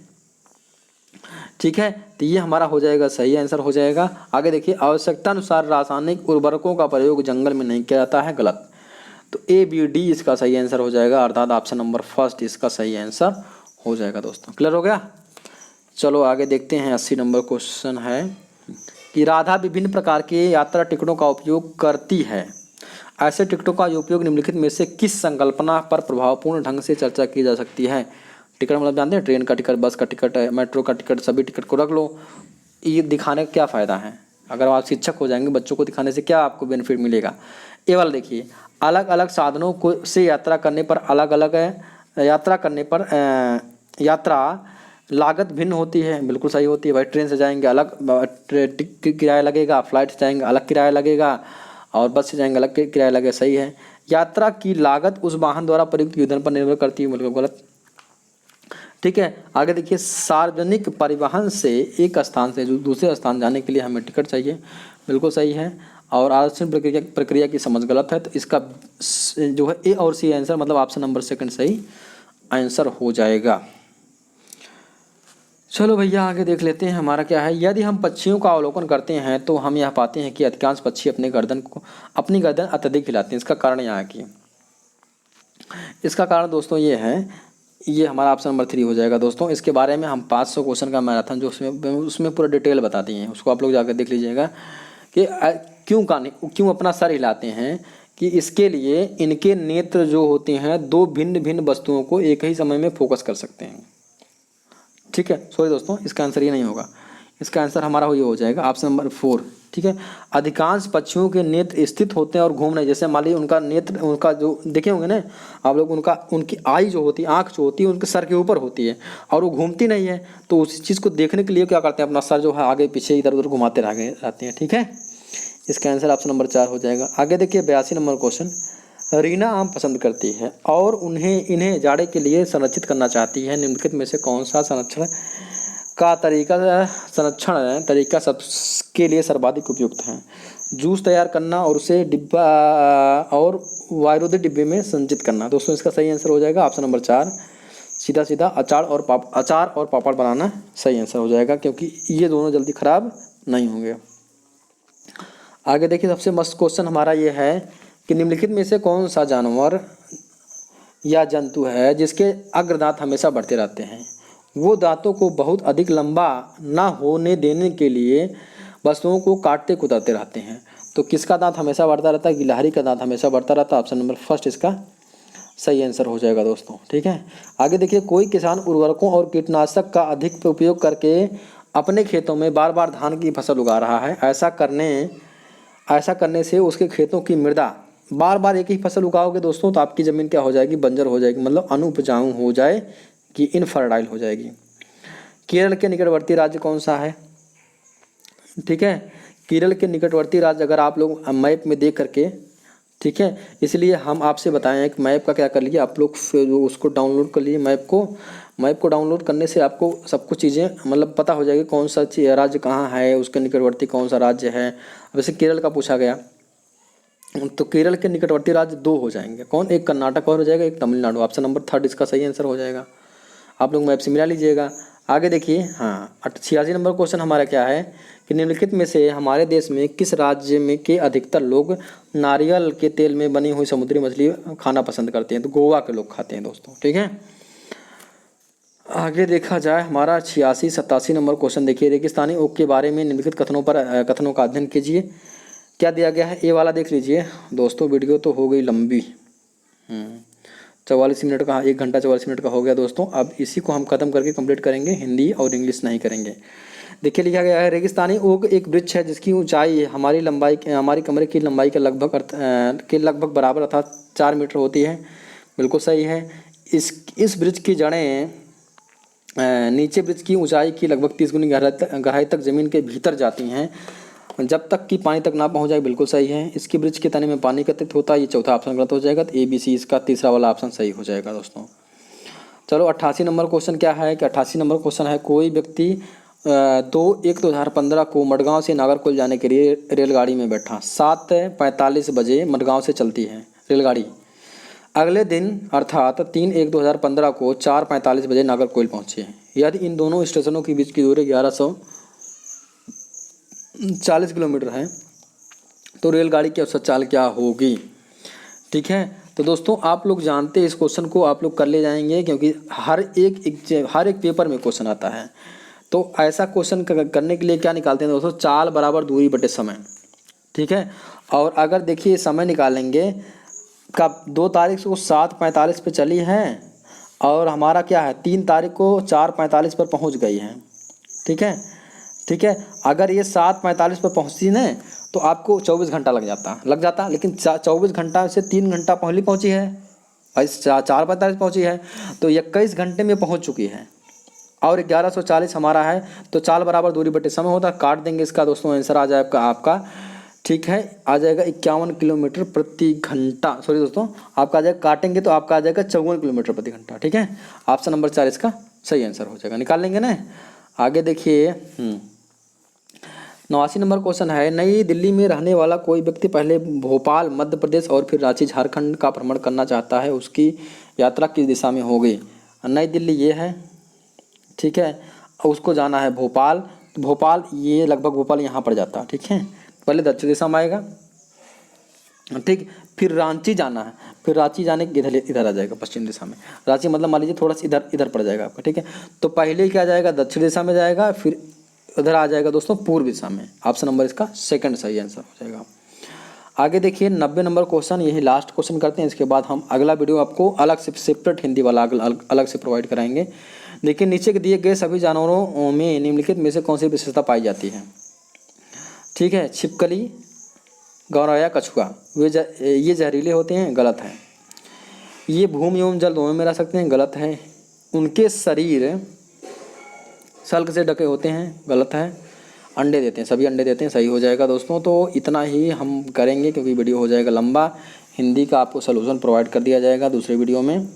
ठीक है, तो दोस्तों वीडियो देखने के लिए बहुत बहुत धन्यवाद। इसका PDF आपको मिल जाएगा दोस्तों। ठीक है, PDF आपको टेलीग्राम चैनल पर जा करके टेलीग्राम ज्वाइन कर लो, बहुत चीज़ें आपको वहाँ पर मिल जाती हैं। स्टडी टेक्निक 95 सर्च कर लेना। ठीक है, जा करके टेलीग्राम चैनल को डाउनलोड कर लेना, टेलीग्राम चैनल पर जुड़ जाना दोस्तों। और मिलते हैं नई वीडियो में, तब तक के लिए अपनी तैयारी को अच्छे से करते रहिए दोस्तों। जय हिंद, वंदे मातरम।